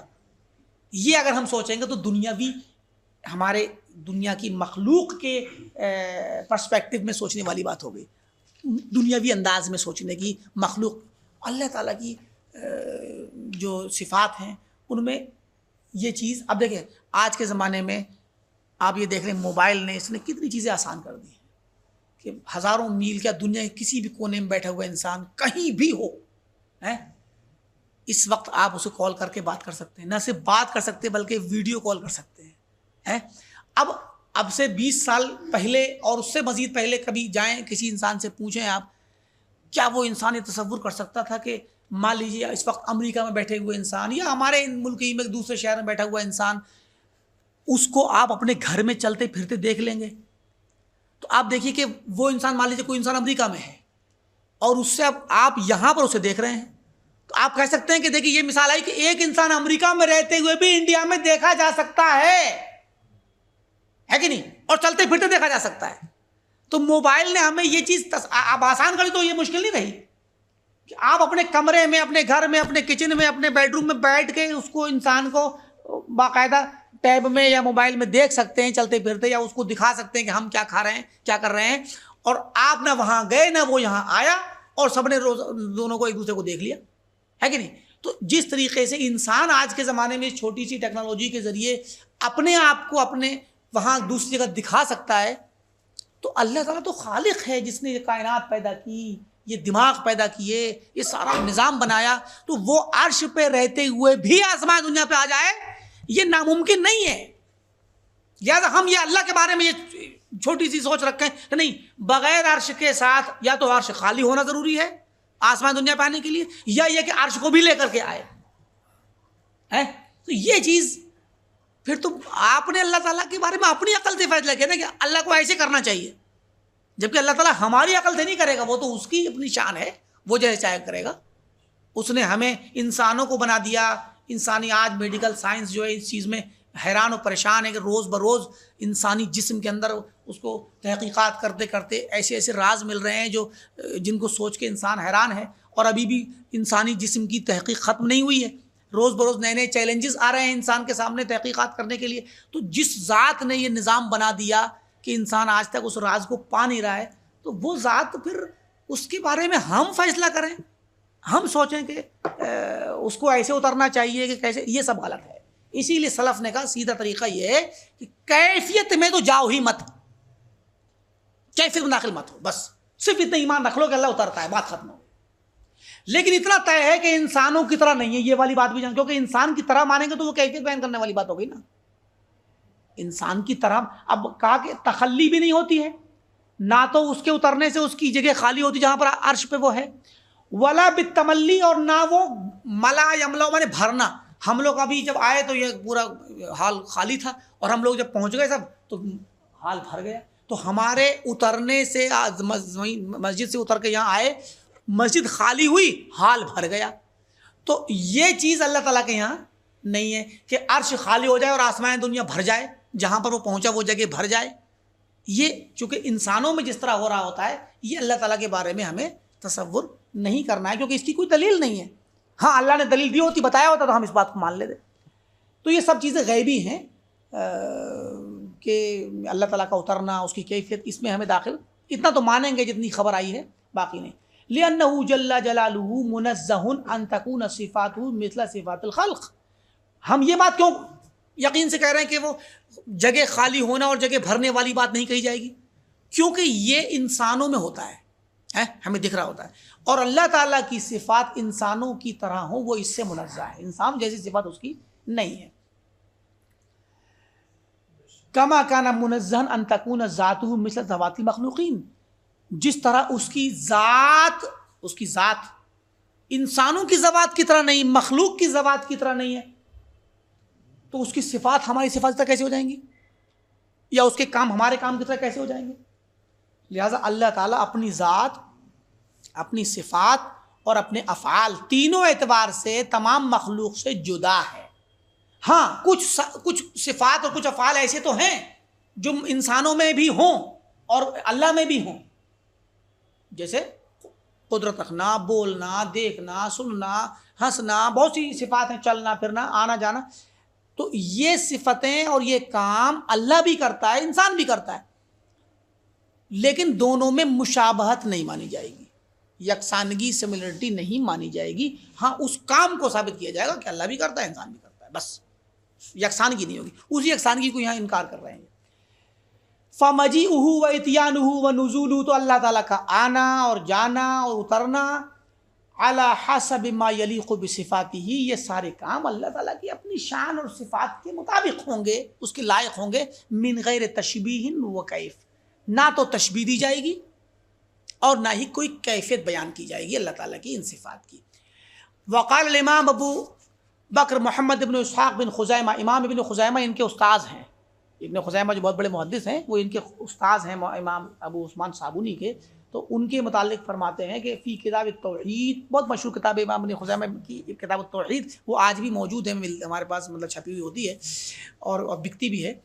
تو الذی صنفہ, جسے ابن خزیمہ نے لکھا تھا, اس کتاب میں فرمایا کیا کہتے ہیں, وسمعت من حافظہ, اور یہ کہتے ہیں ابو عثمان کہ میں نے یہ بات ابو بکر ابن خزیمہ کی کتاب سے پڑھ کے نہیں بتا رہا ہوں, یہ ان کے پوتے سے میں نے اس حدیث ان کی کتاب کی سند کے ذریعے سنا ہے. ابو طاہر, امام ابن خزیمہ کے پوتے ابو طاہر, ان کا نام محمد بن فضل بن محمد بن اسحاق تو نام ہے ابن خزیمہ کا. تو ابن خزیمہ کے بیٹے فضل اور فضل کے بیٹے محمد. تو بولے میں نے ان کے بیٹے محمد, جن کی کنیت ابو طاہر ہے, ان سے سنا ہے ان کی کتاب کو پڑھ کر کے کہ کہتے ہیں باب ذکر اخبار ثابتہ، باب ذکر اخبار ثابتۃ السند۔ انہوں نے ابن خزیمہ نے اپنی کتاب التوحید میں ایک چیپٹر قائم کیا، اس کا نام رکھا کہ ان خبروں اور احادیث کا ذکر، چیپٹر کا نام ہے کہ ان احادیث کا ذکر جو سند کے اعتبار سے ثابت ہیں، رواہ علماء الحجاز، ان احادیث کو ان اسنادوں کے ذریعے روایت کیا ہے حجاز کے علماء نے، مکہ مدینہ کے علماء نے، والعراق، اور عراق کے علماء نے۔ عراق میں کوفہ، بصرہ اور بہت سارے ان کے شہر اور بغداد سب شامل تھے۔ تو وہ روایتیں کس سلسلے میں ہیں جو کہ ثابت ہیں؟ فی نزول الرب، اللہ تعالیٰ کے رب تعالیٰ کے نازل ہونے کے سلسلے میں ہیں، الی السماء دنیا، آسمان دنیا پر، کل لیلۃ، ہر رات، من غیر صفت کیفیت النزول، مگر اللہ تعالیٰ کے نزول کی کیفیت بیان کیے بغیر یہ چیز ثابت کی گئی ہے۔ مع اثبات النزول، اس بات کیا نزول کو تو ثابت مانا ہے، اترنے کو تو ثابت مانا ہے کہ اللہ اترتا ہے، مگر اترنے کی کیفیت کو ثابت نہیں کیا جائے گا۔ فرمایا فنشہد شہادت مقر بلسانہ، لہٰذا ہم، امام ابن خزیمہ فرماتے ہیں کہ ہم گواہی دیتے ہیں اس شخص کی طرح جو اپنی زبان سے اقرار کرتا ہو، مصدقین بقلبہ، اپنے دل سے تصدیق کرتا ہو، مستیقن بما فی ہذہ الاخبار، اور جس کو یقین ہو، یقین کرتا ہو ان تمام باتوں کا، یا ان تمام باتوں پر یقین کرتا ہو جو ان خبروں اور حدیثوں میں ہیں، من ذکر النزول، اللہ تعالیٰ کے نزول کے ذکر کے سلسلے میں، یعنی اللہ تعالیٰ کے نازل ہونے، آسمان دنیا پر آنے کے سلسلے میں جو بھی باتیں کہی گئی ہیں ہم ان پر یقین بھی کرتے ہیں، ان کی تصدیق بھی کرتے ہیں اور ان کا اقرار بھی کرتے ہیں۔ من غیر ان نصف الکیفیہ، دیکھیں بار بار اس چیز کو دہرا رہے ہیں کہ ہم نزول تو ثابت کرتے ہیں، اس کا اقرار تو کرتے ہیں، مگر کیفیت بیان نہیں کرتے۔ اس 3 لائن کے اس ٹکڑے میں انہوں نے 2 بار اس بات کو کہہ دیا ابن خزیمہ نے۔ محدثین اور اہل الحدیث اور سلف صالحین اس بات پر بار بار تاکید کرتے تھے، دیکھو بھئی صفت کو مانو، کیفیت کو نہیں سوچ لینا، کیفیت میں داخل نہیں ہونا، کیونکہ کیفیت کو سوچتے ہی کفریہ میننگ پیدا ہوتا ہے، اور اسی میننگ کی وجہ سے یہ لوگ جہمیہ اور اشاعرہ اور ماتریدیہ اس کا انکار کرتے ہیں۔ لہٰذا اس بات کو مانو کہ یہ بات، یہ جو صفت ہے، یہ جو جس کا ذکر قرآن میں حدیث میں آ رہا ہے کہ اللہ تعالیٰ نازل ہوتا ہے، اس کو مانو، مگر کیفیت میں داخل نہیں ہونا۔ کیوں؟ لأن نبینا محمد صلی اللہ علیہ وسلم لم یصف لنا کیفیت النزول، کہ آپ نے ہمیں بیان نہیں کی کیفیت نزول خالقنا، ہمارے خالق عز و جل کی نزول کی کیفیت آپ نے بیان ہی نہیں کی ہے۔ الی السماء دنیا کے آسمان دنیا پہ کیسے نازل ہوتا ہے وَأَعْلَمَنَا أَنَّهُ يَنزِلُ، اور آپ نے ہمیں یہ ضرور بتلایا کہ وہ نازل ہوتا ہے۔ دیکھ رہے ہیں بات 3 بار انہوں نے دہرا دی، نزول اور کیفیت کا بیان نہ ہونا۔ واللہ عز و جل، تو اب اللہ کے نبی صلی اللہ علیہ وسلم نے یہ تو بتلایا کہ اللہ نازل ہوتا ہے، یہ نہیں بتلایا کیسے۔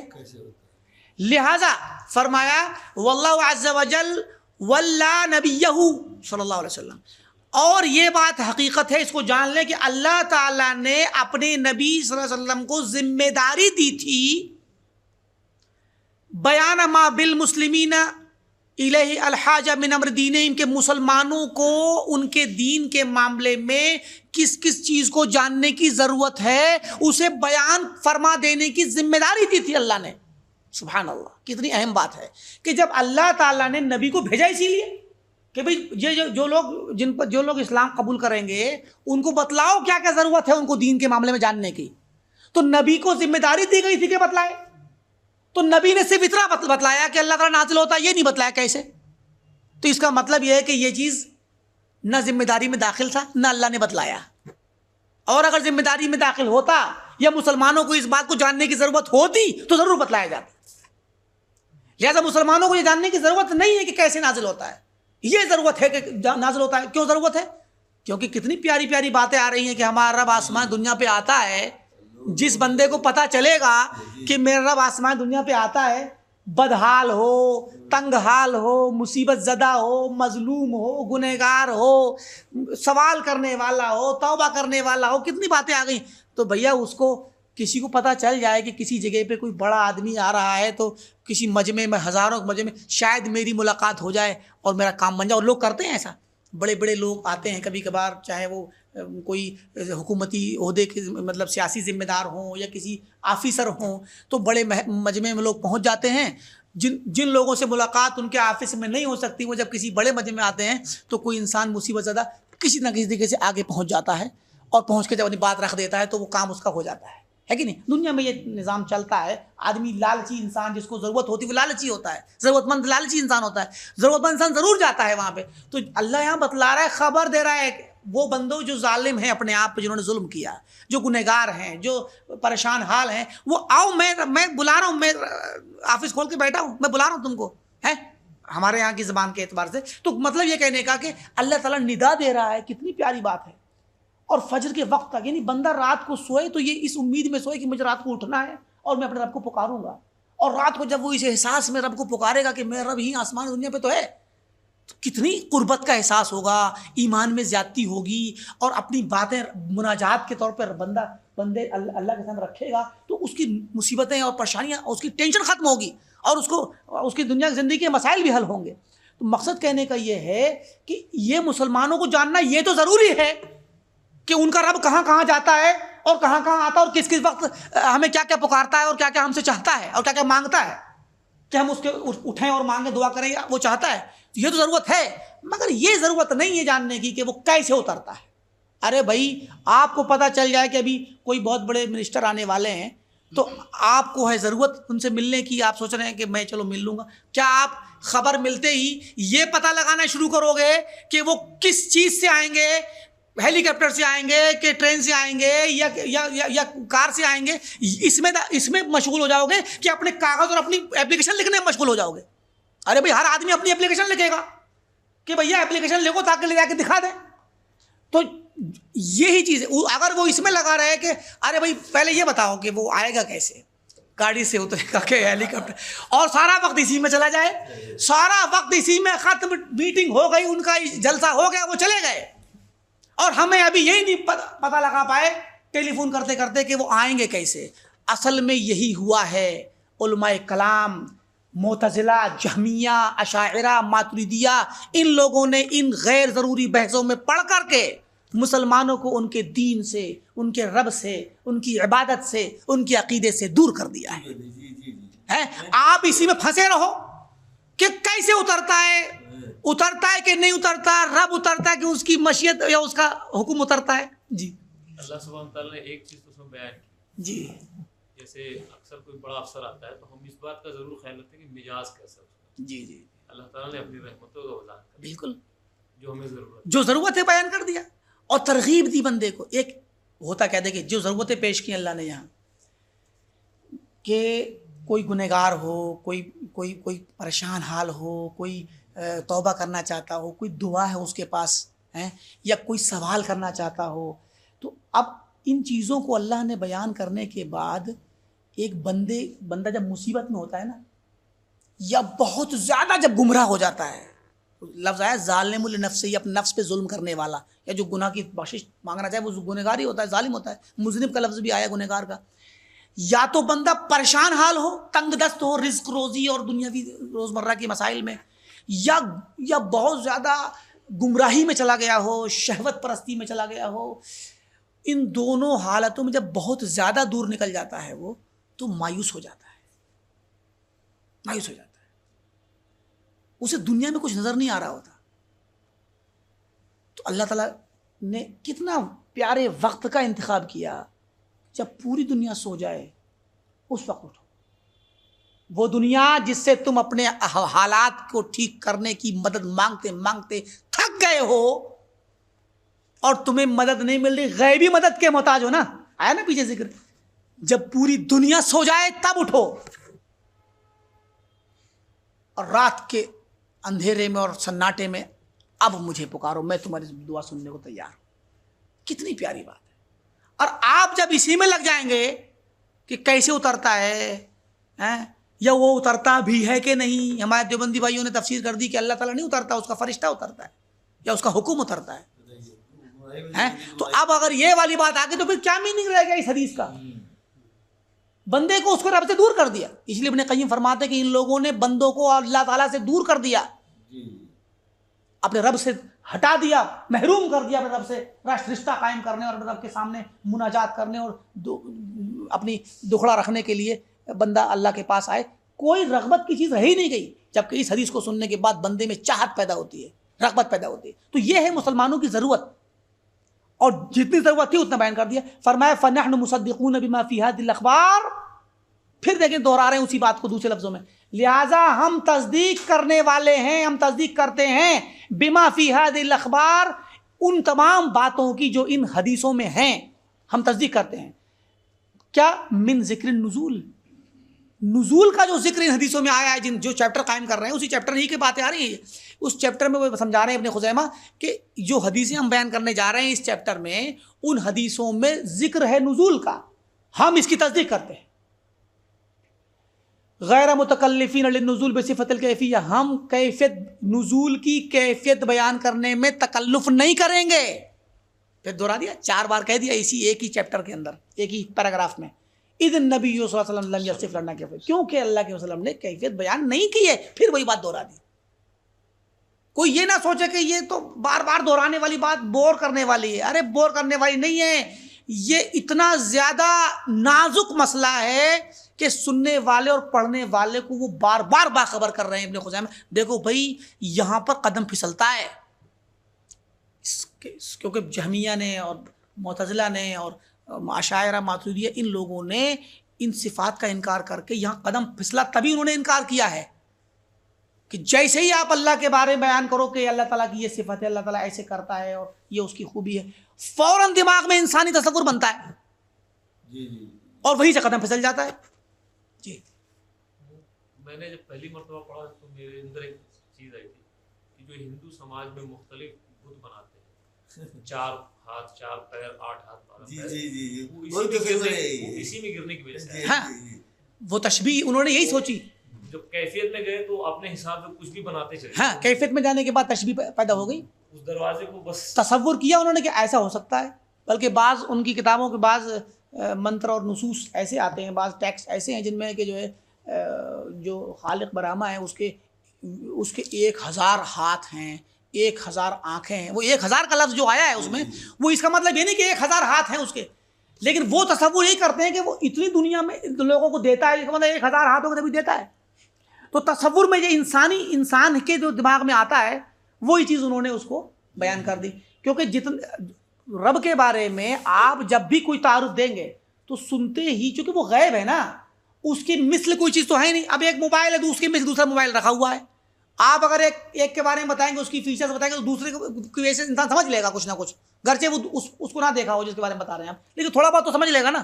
لیکن اللہ تعالیٰ کی نظیر اور مثل تو ہے ہی نہیں، اس جیسا تو کوئی ہے ہی نہیں نا، کوئی مخلوق ہی نہیں اس جیسی، نہ کوئی مزید کوئی اور کوئی ذات ایسی ہے، تو اس کے مثل کوئی ہے نہیں. لہذا اس کا تو اس کی اب صرف خبر ملے گی تو خبر کو کہاں تک سوچیں گے اپنے بارے میں تصور. اسی لیے علماء سلف کہتے ہیں کہ اللہ تعالیٰ کے بارے میں کچھ بھی سننے کے بعد اس کی ذات، اس کی صفتیں ہیں، وہ عرش پر ہے، وہ ایسے کرتا ہے، وہ ایسے کرتا ہے، یہ جو بھی صفات ہیں اس کی. حدیث میں آتا ہے اللہ تعالیٰ محبت کرتا ہے بندے سے، ناراض بھی ہوتا ہے بندے پر، ہنستا بھی ہے، مسکراتا بھی ہے، چلتا بھی ہے، دوڑتا بھی ہے. یہ ساری صفتیں اللہ کی آئی ہیں. تو اب یہ جو صفات آئی ہیں اللہ تعالیٰ کی، ان کو سننے کے بعد آپ کے ذہن میں کوئی نہ کوئی امیج بنے گی. یہ فطرت ہے. علماء کہتے ہیں جو بھی امیج بنے فوراً اس کی تکذیب کر دو کہ میرا رب ایسا نہیں ہے جو میرے دماغ میں آ رہا ہے. وہ ہے تو مگر ایسا نہیں ہے. جیسا دماغ میں بنے فوراً انکار کرو کہ ایسا نہیں ہے، تبھی جا کے ایمان بچ سکتا ہے. ورنہ شیطان وہیں سے داخل ہوگا اور آپ کے دماغ میں تصور بٹھا دے گا کہ اللہ تعالیٰ ایسے ایسے ہی ہے. سمجھے کہ نہیں؟ تو یہ کیا ہوتا ہے، اس سے مخلوق اور انسانوں سے مشابہت بن جاتی ہے. تو کہتے ہیں کہ اخبارنا. اب یہاں پر امام ابن خزیمہ نے 2-3 روایتیں اور بچی ہیں اس کو ختم کر دیتے ہیں.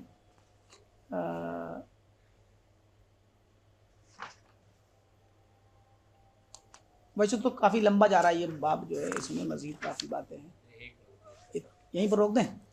چلیے اسی پر روک دیتے ہیں اور اسی پہ اکتفا کرتے ہیں۔ اللہ تعالیٰ سے دعا ہے کہ اللہ تعالیٰ ہمیں اپنے عقیدے کو اور دین کو صحیح معنوں میں صحابہ، تابعین، تبع تابعین اور محدثین، اہل الحدیث اور اہل سنہ والجماعہ کی طرح سمجھنے کی توفیق دے، اور اللہ تعالیٰ ہمیں اس کے مطابق زندگی گزارنے کی توفیق عطا فرما، ہمیں حق کو سننے، سمجھنے، جاننے، اس پہ عمل کرنے کی توفیق دے، اور باطل کو جان کر کے اس سے بچنے کی توفیق عطا فرما۔ آمین وآخر دعوانا الحمدللہ رب العالمین، السلام علیکم ورحمۃ اللہ وبرکاتہ۔ کوئی سوال ہو تو کر لیجیے، ویسے ہماری 7:30 بجے ایک چھوٹی سی میٹنگ ہے۔ امارات کے ایک شیخ شیخ فرحان بن عبدالعزیز جی، تو انہوں نے اس حدیث کے ضمن میں کہا کہ عام طور پہ تصور ہوتا ہے کہ جو آخری پہر بستر چھوڑ کے اٹھے، وضو کرے، نماز پڑھے، دعا کرے، ظاہر مشکل ہے، تو انہوں نے بتایا کہ سب سے افضل تو یہی ہے، لیکن آپ بستر میں لیٹے لیٹے بھی ذکر کر کے دعا مانگ سکتے ہیں۔ بالکل صحیح ہے۔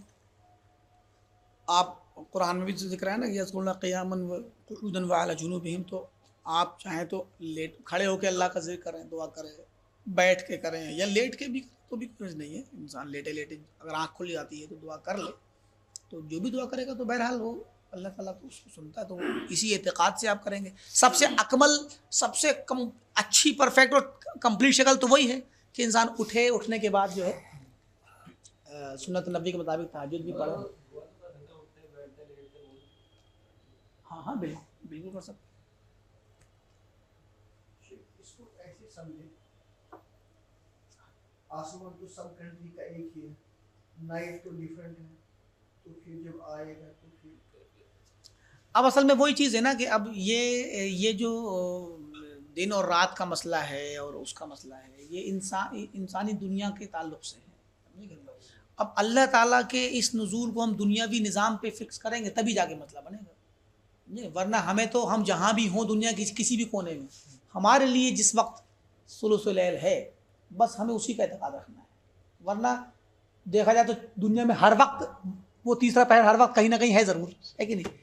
تو یہ چیز کیا نام ہے، بلکہ بعض ملکوں میں جہاں لمبی راتیں ہیں، لمبے دن ہیں 6 مہینے کے اور اس طرح سے، تو وہاں تو وہ رات بھی نہیں آئے گی، تو اس میں کیا کریں گے، تو مسئلہ کھڑا ہو جائے گا۔ تو اس لیے وہ عمومی جو ایک اسٹینڈرڈ ٹائم ہے اس کے مطابق انسان اپنے، جیسے وہ لوگ اپنے نمازوں کا ٹائم جس طرح کرتے ہیں تو اسی طریقے سے کریں گے اس کا اعتبار، کہ آپ جہاں بھی رہیں وہاں پر فجر سے پہلے کا 1-2 گھنٹے 3 گھنٹے پہلے کا وقت ہی ثلث اللیل اور نزول رب کا وقت ہے، یہی اصل صحیح چیز ہے، اور یہ چیز آثار میں بھی آئی ہوئی ہے۔ ابن عباس رضی اللہ عنہ سے بھی اس طرح کی چیز منقول ہے، ان سے پوچھا گیا تھا تو انہوں نے یہی کہا کہ نہیں، جہاں آپ ہوں وہیں کا اعتبار کریں گے، باقی چیزوں میں ہم داخل ہوں گے تو وہ کیفیت میں جانے والی بات ہو جاتی ہے۔ پھر چاند کے اعتبار سے جو ہم چیزیں کرتے ہیں، جی جو تعویل ہم کرتے ہیں کسی چیز کو حقیقت ڈھونڈنے کے لیے، تو پھر اس کو سائنس کی ضرورت ہے نا، آمین، کوئی بھی حقیقت ڈھونڈنے کے لیے۔ کیسے؟ کسی چیز کی حقیقت ڈھونڈنے، جیسے کہ ابھی آپ نے ایگزامپل دی ہے کہ واٹس ایپ کا ایک کنٹری تھا دوسری کنٹری، تو پھر ہم یہ سمجھنے کے لیے جو پہلے سمجھ نہیں آ رہا تھا، اب سائنس کے اعتبار سے سمجھنے کے لیے صحیح ہے کہ ہم اس کا اعتبار کریں نہ، مطلب یہ ہے کہ یہ ہم جو مثال دیتے ہیں اس طرح کی، یہ سمجھ کو یا سمجھنے والی بات کو قریب کرنے کے لیے ہے، اس کا تعلق قریب کرنے کے لیے ہے۔ اب دیکھیں آج کل موبائل نے وحی والا مسئلہ بھی آسان کر دیا سمجھنا۔ پہلے کے لوگ وحی کو آسمان سے آنے کو تصور ہی نہیں کرتے تھے، اب تو ہماری یہ کال سیٹلائٹ پہ جانے کے بعد لوٹ کے آتی ہے نا، کنیکشن پہلے سیٹلائٹ پہ جاتا ہے ٹاور کے ذریعے، پھر وہ لوٹ کے اس والے ٹاور پہ آتا ہے، پھر وہاں سے ہمارے پاس آتا ہے جہاں ہم کال لگا رہے ہوتے ہیں۔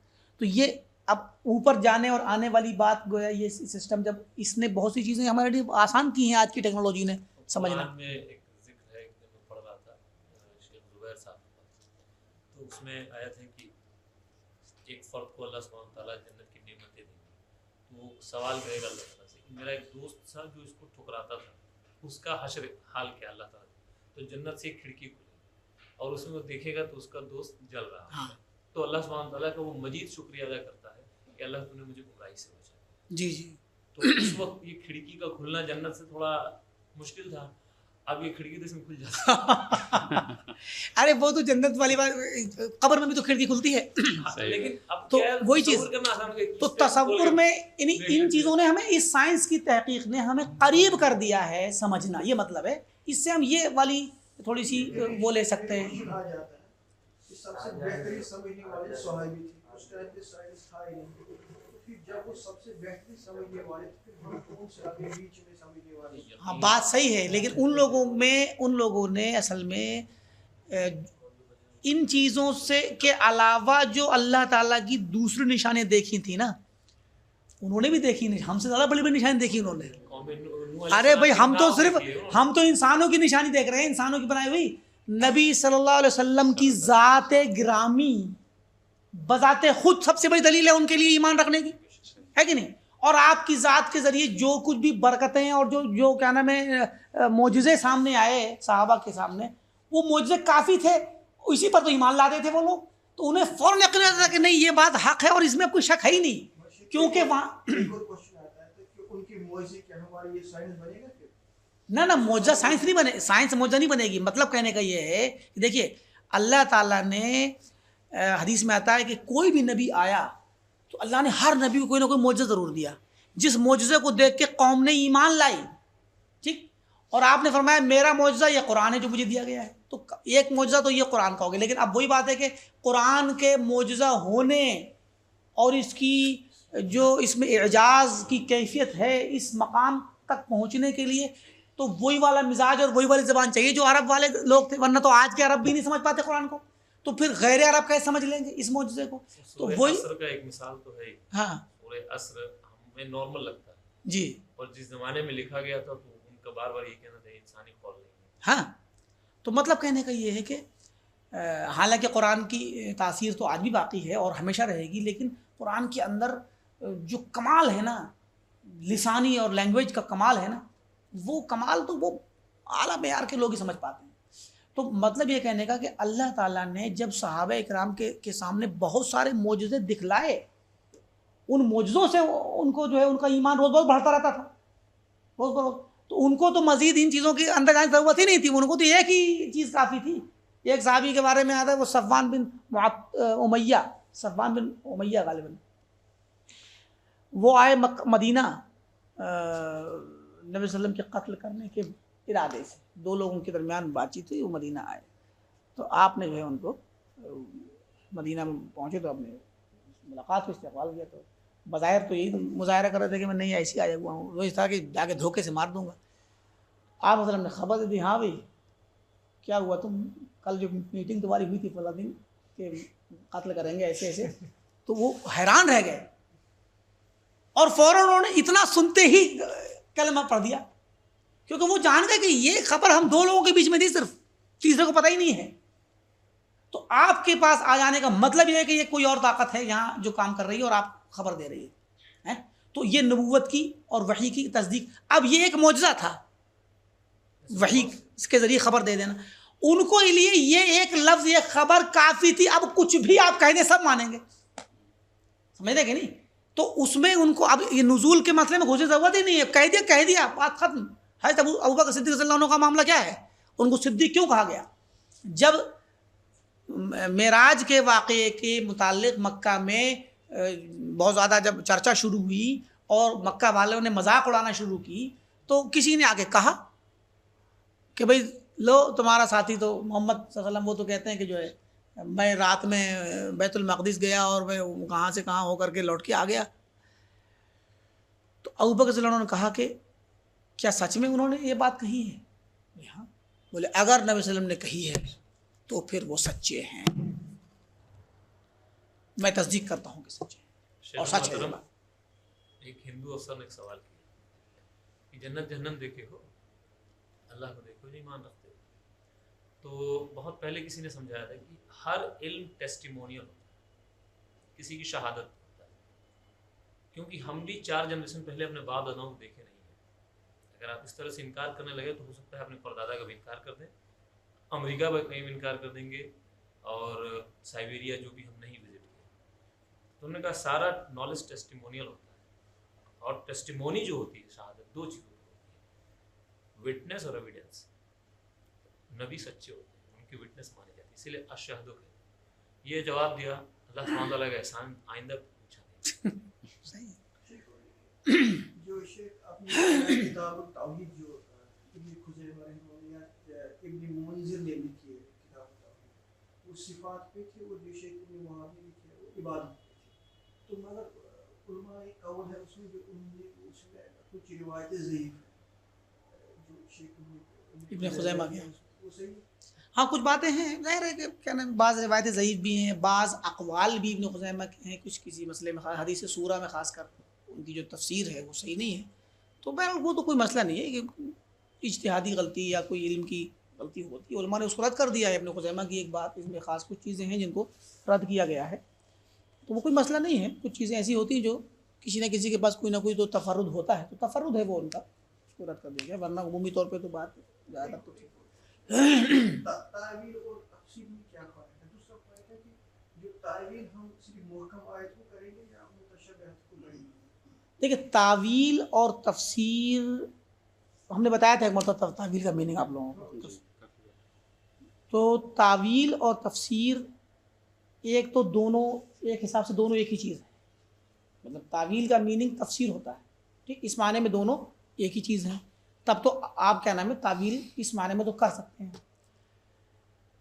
تو تعویل کا مطلب ہوگا یہاں کہ کسی بھی ورڈ کا میننگ، اس کی مراد لغوی طور پہ کیا مراد ہے، مطلب عربی زبان میں کیا میننگ ہے، اور ایسے ہی قرآن کے اس سیاق میں اس کا کیا میننگ ہے. وہ قرآن کی تفسیر کرنے کے لیے جو اور مزید چیزوں کی ضرورت ہوتی ہے کہ مثلا شان نزول پتہ ہو اور پورا سیاق و سباق پتہ ہو، اس طرح کی چیزیں دوسرے علوم بھی ہوتے ہیں. اس معنی میں تعویل تو ہر آیت کی جائے گی، تفسیر جو ہے ہر آیت کی جائے گی اور کی بھی گئی ہے. حضرت مجاہد بن جبر مکی تابعی ہیں، بڑے مشہور مفسر بھی ہیں، فرماتے ہیں کہ عرضت القرآن علی ابن عباس 30 مرہ، میں نے قرآن ابن عباس رضی اللہ تعالیٰ عنہ کے شاگرد ہیں، ان بولے میں نے ابن عباس رضی اللہ عنہ پر قرآن کو 30 مرتبہ میں نے قرآن پڑھا شروع سے آخر تک. اوقفہ عند کل آیہ، میں انہیں ہر آیت پہ روکتا تھا، واسألہ عنہا، اور ہر آیت کے بارے میں سوال کرتا. سمجھے کہ نہیں؟ تو اس لیے ہر آیت کی تفسیر کی جائے گی، میننگ سمجھا جائے گا اس کو، کیونکہ میننگ معلوم ہے اس کا. تعویل کا ایک میننگ ہوتا ہے اصلی حقیقی مراد. ہم نے سمجھایا تھا، مطلب ابھی ہم کہیں کہ بھائی اگر ایسا کریں گے ہم نے تعویل اصل کی طرف لوٹا، اصل حقیقت کا لوٹ کر کے آنا. جیسے مثلا اس کی مثال ہے کہ ہم کہیں کہ بھائی ایک گلاس پانی دیجیے، تو یہ ایک گلاس پانی دیجیے یا لائیے، یہ جملہ ہے. تو اس کے اندر دو تعویلیں ہیں. ایک تعویل تو یہ ہے کہ آپ نے یہ لفظ سنا، آپ کو یہ حکم کا پتہ چلا کہ بھائی کوئی چیز مانگی گئی ہے، ٹھیک، یہ تو میننگ ہو گیا اس کا. اور دوسری تعویل یہ ہے کہ جا کر کے پانی لا کے دے دینا. تو جو ایک گلاس پانی لائیے کہا گیا، تو جب آپ لا کے دے دیں گے یہی اس کی اصلی حقیقی تعویل ہے. جو چیز مانگی گئی وہ حاصل کر دی گئی، کیونکہ یہی تو مقصود تھا. خالی بتانا تو مقصود نہیں تھا، کیونکہ اس کا میننگ جان لو کافی ہے. یہ گلاس پانی لائیے کا لفظ کا میننگ آپ سن لیں اور بیٹھ جائیں کہ ہاں بھائی میننگ تو سمجھ میں آ گیا آپ نے کیا کہا، تو یہ تو مقصود نہیں نا ہے. مقصود کیا ہے کہ وہ کام کیا جائے. تو ایک میننگ تعویل کا ہوتا ہے میننگ، اور دوسرا ہوتا ہے اصلی مراد جو اصل ہے اس کا عمل میں آنا. اب قرآن میں اللہ نے کہا کہ قیامت آئے گی یا قیامت قریب ہو گئی، قیامت آ چکی. اس لفظ کا میننگ تو یہی ہے جو ہم نے ابھی اردو میں بولا کہ قیامت آ چکی، آنے والی ہے، آئے گی ضرور. تو یہ ہو گئی ایک تعویل بمعنی تفسیر کے. اور دوسری تعویل ہے جس دن قیامت واقع ہوگی، وہ واقع ہونا اسی آیت کی تعویل ہوگی. اسی لیے حضرت یوسف علیہ السلام نے کیا کہا تھا، یا ابت ھذا تأویل رؤیایا من قبل قد جعلها ربی حقا. جب یوسف علیہ السلام نے اپنے ماں باپ کو، اپنے باپ اور اپنے بھائیوں کو سب کو بلایا مصر میں، اور جب مصر میں جانے کے بعد ان کو اپنے عرش پہ بٹھایا، اپنے تخت شاہی پہ بٹھایا، اور وہاں پر سارے بھائی ان کے لیے سجدہ احترام اور سجدہ تعظیمی میں ان کے شریعت میں جائز تھا. وہ جب گر پڑے اور ان کے والدین بھی سجدے میں گر پڑے، تب یوسف علیہ السلام نے کہا کہ اے ابا جان، یہ ہے میرے خواب کی تعبیر، اللہ نے میرے خواب کو سچ.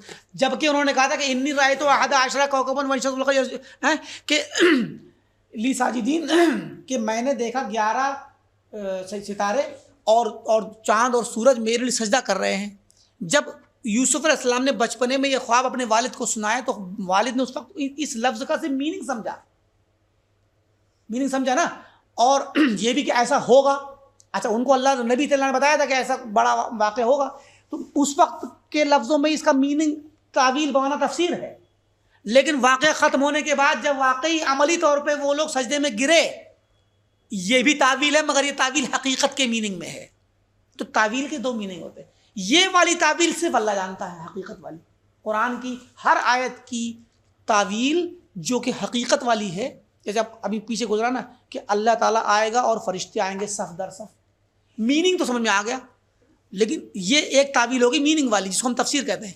اس کی تفسیر تو قیامت میں ہوگی, اصل تعویل تو قیامت میں ہوگی, جب اللہ تعالیٰ آئے گا باقاعدہ, فرشتے آئیں گے, اللہ آئے گا, ساری مخلوق سارے لوگ عرش کے میدان محشر میں وہاں پر بے ہوش ہو کے گر پڑیں گے اللہ تعالیٰ کے آنے کی وجہ سے, اس کی تجلی کی. اس کا مطلب یہ ہوا کہ جو محکم آیت ہے کہ ہم تعویل کرنا ضروری نہیں ہے, تو متشابہات کی تعویل کرنا ضروری ہے, کیونکہ ہمیں ریئل میننگ ڈھونڈنا ہے. تو اس تعویل کے جو متشابہ میں بھی تشابہ اصل میں, کیونکہ اگر ہم شبہ یا شبہ ہو تو پھر غلط ہو جائے گا. تشابہ کا میننگ کیا ہے؟ تشابہ کا مطلب ہے کہ بعض قرآن کی آیتیں ایسی ہیں جو متشابہ ہیں, بعض محکم ہے. یہ تو قرآن کی آیت نہ ہے. محکم کا مطلب سیدھی سادھی صاف ستھری, جس میں کوئی بھی پریشان, جیسے الحمدللہ رب العالمین الرحمن الرحیم ہے, پڑھا میننگ سمجھا نکل گئے, یہ تو محکم ہو گئی. بعض آیتوں میں تشابہ ہے, تشابہ اس معنی میں کہ اس کا میننگ کلیئر نہیں, تو وہ تشابہ نسبی چیز ہے. آپ کے لیے متشابہ ہے, دوسرے کے لیے متشابہ نہیں ہے, سمجھے کہ نہیں. اسی لیے آگے فرمایا نا کہ والراسخون فی العلم, اس کی تعویل سوائے اللہ کے کوئی نہیں جانتا, اور راسخین کے سوا یعنی راسخین جانتے ہیں, سمجھے کہ نہیں.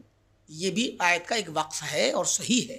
ابن عباس فرماتے ہیں کہ انا من الراسخین فی العلم الذین یعلمون تاویلہ, میں ان راسخین میں سے ہوں جو قرآن کی ہر آیت کی تعویل جانتے ہیں. تو تشابہ کا مطلب یہ قطعاً نہیں ہے کہ اس کا میننگ کسی کو نہیں پتا, بلکہ تشابہ کا مطلب یہ ہے کہ اس کا میننگ بعض لوگوں کو اس کی تفسیر اور پتہ نہیں رہتی ہے, بعض کو پتہ ہو جاتی ہے. اس کا مطلب متشابہ آیت ہے نہیں کریں گے, متشابہ آیت جو ہے نا انہی میں کریں گے تعویل. تعویل تو اصل میں دیکھیے اس معنی میں چاہے وہ علم نہ تفسیر, اب دیکھیے جس کو محکم کا بھی میننگ نہیں پتا تو اس کے لیے محکم کی بھی تعویل کی جائے گی. اسی لیے امام ابن جریر طبری رحمۃ اللہ علیہ بہت بڑے وہ ہیں, مفسر قرآن ہیں, محدث بھی ہیں, فقیہ بھی ہیں. تو امام ابن جریر طبری ان کی جو کتاب ہے تفسیر طبری, جامع البیان عن تأویل آی القرآن, اس کا نام ہے, کتاب کا نام ہے جامع البیان عن تأویل آی القرآن, آیت کی جمع آئی. تو اس تفسیر میں قرآن آپ اٹھا کے دیکھ لیجیے, ہر آیت کی تفسیر جب بھی شروع کرتے ہیں تو سیدھے کہتے ہیں القول فی تأویل قولہ, اللہ تعالیٰ کی اس آیت کی تعویل میں کیا کیا کہا گیا ہے اس کا بیان.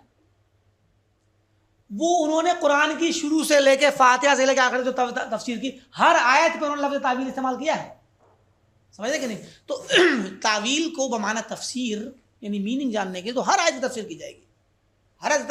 اور رہی بات حقیقت جاننے کی, وہ کسی کی نہیں کی جائے گی, ہم جانتے ہی نہیں, وہ اللہ ہی جانتا ہے. بس یہ ہے, اس معنی میں تفسیر ہر آیت کی جائے گی. کیا کیا کیا کیا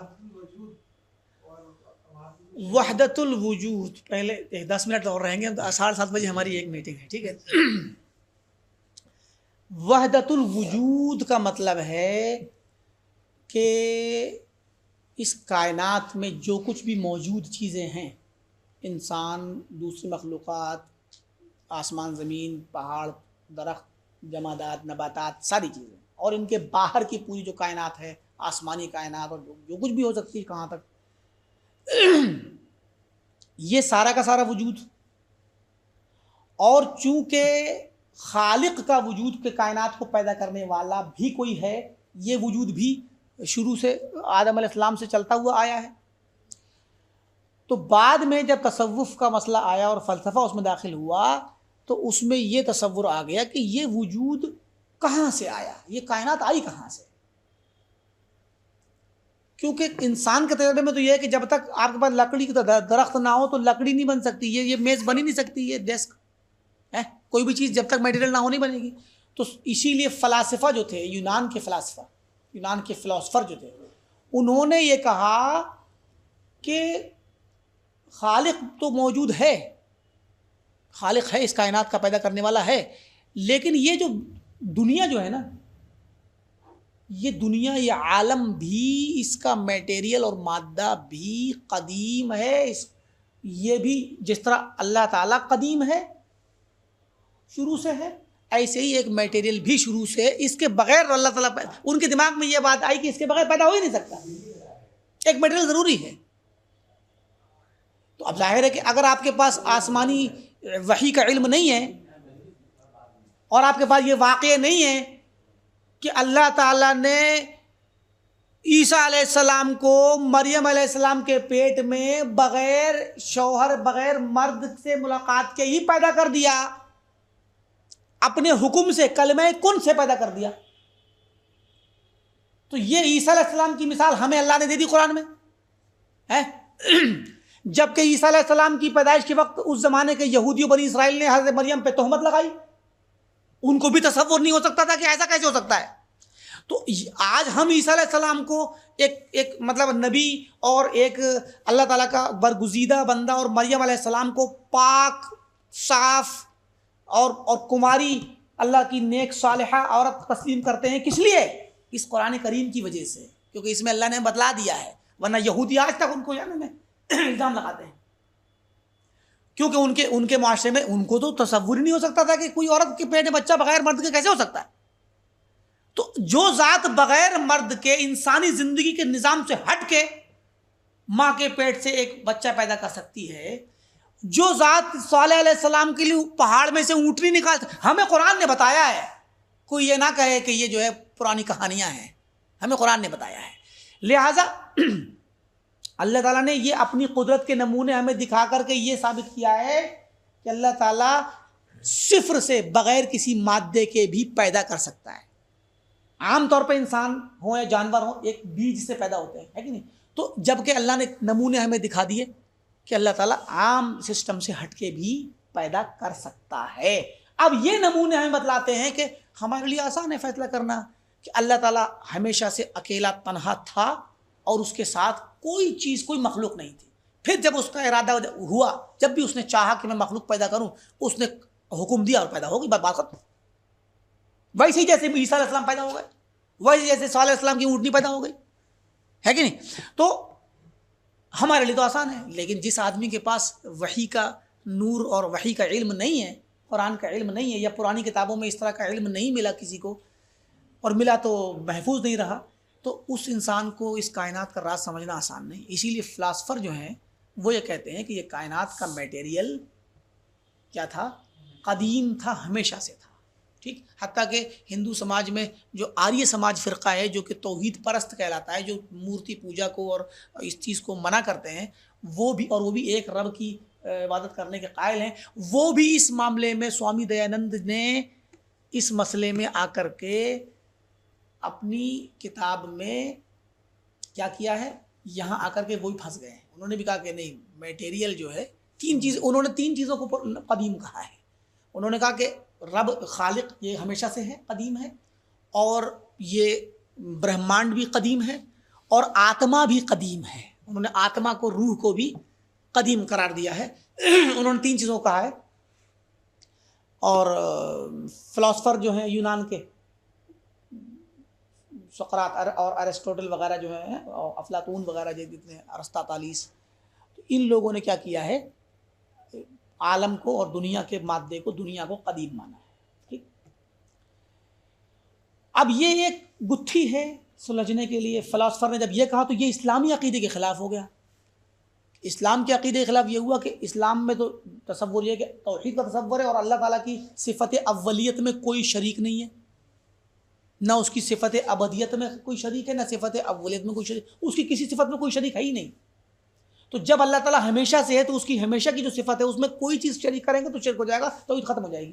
لہٰذا اہل اسلام نے اس کو ختم کر دیا۔ تو اب کیا ہوا، ہم اسلام کے جو فلاسفر تھے، ابن عربی طائی، ابن عربی، ابن فارز اور ابو منصور الحلاج وغیرہ، یہ جو تھے ابن سبعین وغیرہ، اور کیا نام ہے اور دوسرے فلاسفر الفارابی وغیرہ ہیں، ان لوگوں نے کیا کیا کہ جب اس مسئلے پر بحث کی، مسئلے وجود پر، ایگزسٹنس پر بحث کی، تو انہوں نے یہی کہا کہ بھائی خالق کا تو انکار کر نہیں سکتے ہیں۔ اب یہ ہوا کہ آخر اللہ نے جب اس کائنات کو بنایا تو یہ کائنات بنی کیسے؟ تو ڈاکٹر اسرار صاحب کہتے ہیں کہ جو ہے یہ کائنات ایسے بنی کہ جیسے یہ گلاس میں پانی ہے، ابھی اس کو آپ فریزر میں رکھ دیجئے تو برف بن جائے گا، اور اس کے بعد گلاس سے باہر کسی پلیٹ میں رکھ دیجئے برف کے ٹکڑے کو تو وہ بہہ کے پانی بن جائے گا، ہے کہ نہیں؟ اور پانی کو گرم کر دیجئے تو بھاپ بن کے اڑ جائے گا، پھر بعد میں وہی اتر کے بارش کے اندر نازل ہوگا، پھر آپ کے پاس گلاس میں پانی آ جائے گا۔ تو گویا چیز ایک ہی ہے، وہ الگ الگ شکلیں بدل رہی ہے۔ تو گویا جنہوں نے وحدت الوجود کی بات کہی کہ وجود ایک ہے، خالق اور مخلوق کا وجود ایک ہی ہے، دو نہیں ہے۔ اور اسی لیے ہندو فلسفے میں بھی کیا نام ہے ایک واد اور پھر تو مخلوق کا انکار کرتے ہیں۔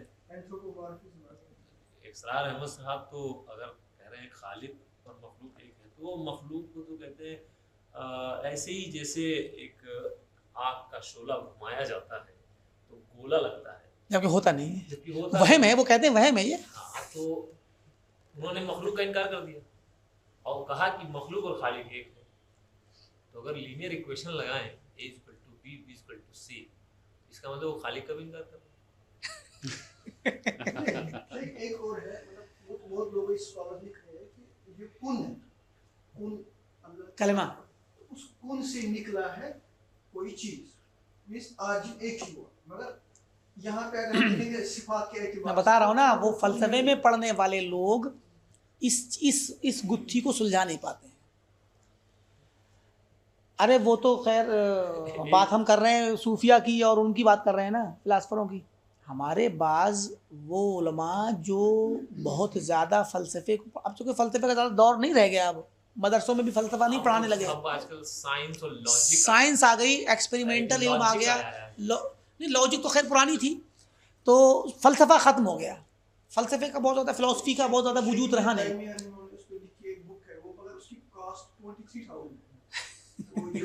گریک میتھڈولوجی کا، الرد والمنطقی، گریک میتھڈولوجی کا کافی اچھا خاصا امپیکٹ رہا سلفیت پر۔ جی۔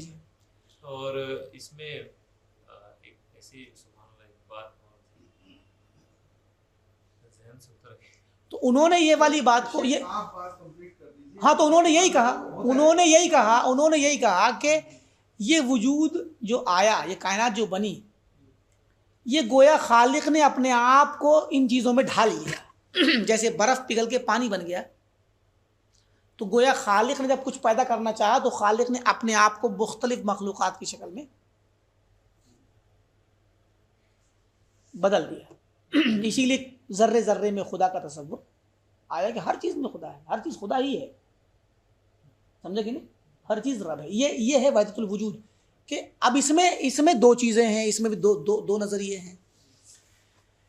ایک ہے وحدت الوجود کا ایسا عقیدہ کہ گویا مخلوق اور خالق کا تو ذکر کرنا ہی فضول ہے، بیکار ہے، دو الگ الگ ہے ہی نہیں، وہ ایک ہی ہے، سرے سے شروع سے ایک ہی ہے، یہ ہے وحدت الوجود۔ اور ایک ہے حلول اور اتحاد۔ حلول کیا ہے کہ مان لیجیے ایک بندہ، خالق و مخلوق تو الگ الگ تو ہیں، لیکن خالق جو ہے مخلوق میں اتر گیا۔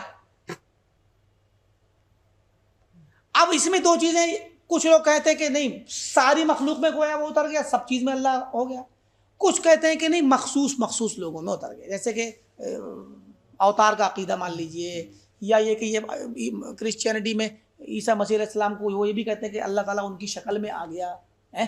تو اس طرح سے یہ ایسے ابو منصور حلاج نے کہا تھا کہ جو ہے معافی جبتی الا اللہ، میرے جبے میں اللہ ہی ہے، وہ بات اس نے کچھ زمانے کے بعد گئی، شروع بچپن سے تو نہیں کہتا تھا۔ تو گویا یہ چیز یہ کہ میں ابھی تک تو وہ تھا، لیکن اب گویا اللہ مجھ پہ حلول کر گیا، تو یہ بھی وحدت الوجود والی بات ہو جاتی ہے، لیکن وہ مخصوص دو طرح کے انداز میں، کچھ لوگ مخصوص لوگوں کے لیے کہتے ہیں، کچھ لوگ عمومی طور پہ کہتے ہیں. اسی لیے کچھ لوگ کہتے ہیں کہ یہ کائنات اصل میں وہم ہے، یہ وہم ہے. اور ویسے بھی دیکھیں مطلب کچھ چیزوں میں داخل ہوتے ہیں تو وہ ان کو کچھ نہ کچھ دلیلیں کچھ شکلیں ملتی ہیں. جیسے آپ نے وہ ان کی مثال سنائی، انہیں ڈاکٹر اسرار صاحب نے یہ بات کہی ہے کہ مثلا سورج کے سامنے ایک چراغ کی کیا حیثیت ہے، سورج کی روشنی کے سامنے چھوٹے سے چراغ کی کیا حیثیت ہے. یا ایسے ہی نصوص میں بھی آتا ہے کہ جہنم کی آگ اور دنیا کی آگ 70 گنا فرق ہے. ہم دنیا میں بھی اب یہ گلاس بنانے کے لیے کم سے کم 1600 اس کے ڈگری پہ لے جا کر کے کیا نام ہے اس کو گرم کرتے ہیں، تب پگھلتا ہے، تب بنتا ہے. مطلب 2000 کے قریب لے جاتے ہیں اس کا ٹیمپریچر، تب جا کے یہ پگھل کے بنتا ہے. تو اس آگ میں جس میں شیشہ پگھل جاتا ہے اس میں، اور یہ روزانہ میں جو کھانا پکانے والی آگ ہے اس میں بہت فرق ہے، ٹیمپریچر کا فرق ہے. تو اب ایسے ہی دنیا کی جتنے بھی ٹیمپریچر والی آگ ہو، جتنے ہائی سے ہائی، وہ ایک درجہ بھی نہیں ہے جہنم کی آگ کے مقابلے میں، بلکہ 70 کا لفظ تو کثرت کے لیے آتا ہے، تو وہ تو بہت زیادہ اس کا ٹیمپریچر ہائی ہے. تو اب اس کے سامنے یہ کچھ نہیں. ایسے ہی کہتے ہیں کہ خالق کے وجود سامنے کوئی مخلوق کوئی وجود ہے ہی نہیں، یہ سب بیکار ہے. تو انہوں نے تعویل بھی کرنے کی کوشش کی ہے اس چیز کی، مولانا اسرار صاحب نے، ڈاکٹر صاحب نے، کہ جو ہے گویا یہ جو کائنات ہے، انہوں نے جن لوگوں نے وحدت الوجود کی بات کہی وہ انہوں نے انکار نہیں کیا، بلکہ انہوں نے یہ کہا کہ یہ سب وہمی وجود ہے، اصل وجود تو وہ ہے جو حقیقی ہو اور اصلی ہو. تو مطلب گویا خلاصہ یہ ہے کہ جو لوگ وحدت الوجود کے قائل ہیں وہ یہ کہتے ہیں کہ اللہ اور مخلوق ایک ہی ہیں، اور اس کے نتیجے میں بہت خطرناک عقیدے آتے ہیں، بہت خطرناک، بہت ہی خطرناک عقیدے. تو پھر تو جو ہے کسی کی بھی عبادت کر لو، ہر جگہ ہر چیز اللہ ہی تو ہے. یہ آتا ہے نا، آپ اللہ کا ہو، کوئی بھگوان کہے، کوئی گاڈ کہے، کوئی کچھ کہے، کوئی کچھ کہے، کوئی مورتی کو پکارے تو کوئی پتھر کو، تو کوئی درخت کو، کوئی کیڑے مکوڑوں کو، کوئی کسی چیز کو، کسی کو، سب ہر چیز میں جب ہے. ہاں خود ہی کی عبادت کرو، ہے نہیں تو کچھ بھی کر لو، پھر تو سب کچھ وہی ہے. ہاں 7:30 بجے ہماری میٹنگ ہے، فون بھی آ رہا ہے، اسی پہ اکتفا کرتے ہیں. اللہ تعالیٰ سے دعا ہے کہ اللہ تعالیٰ ہمیں دین کی صحیح سمجھنا فرمائے، جب تک دنیا میں رہیں ایمان پر قائم رہیں، اور جب ہمارا خاتمہ ہو تو توحید پر ہو. وآخر دعوانا الحمدللہ رب العالمین. السلام علیکم.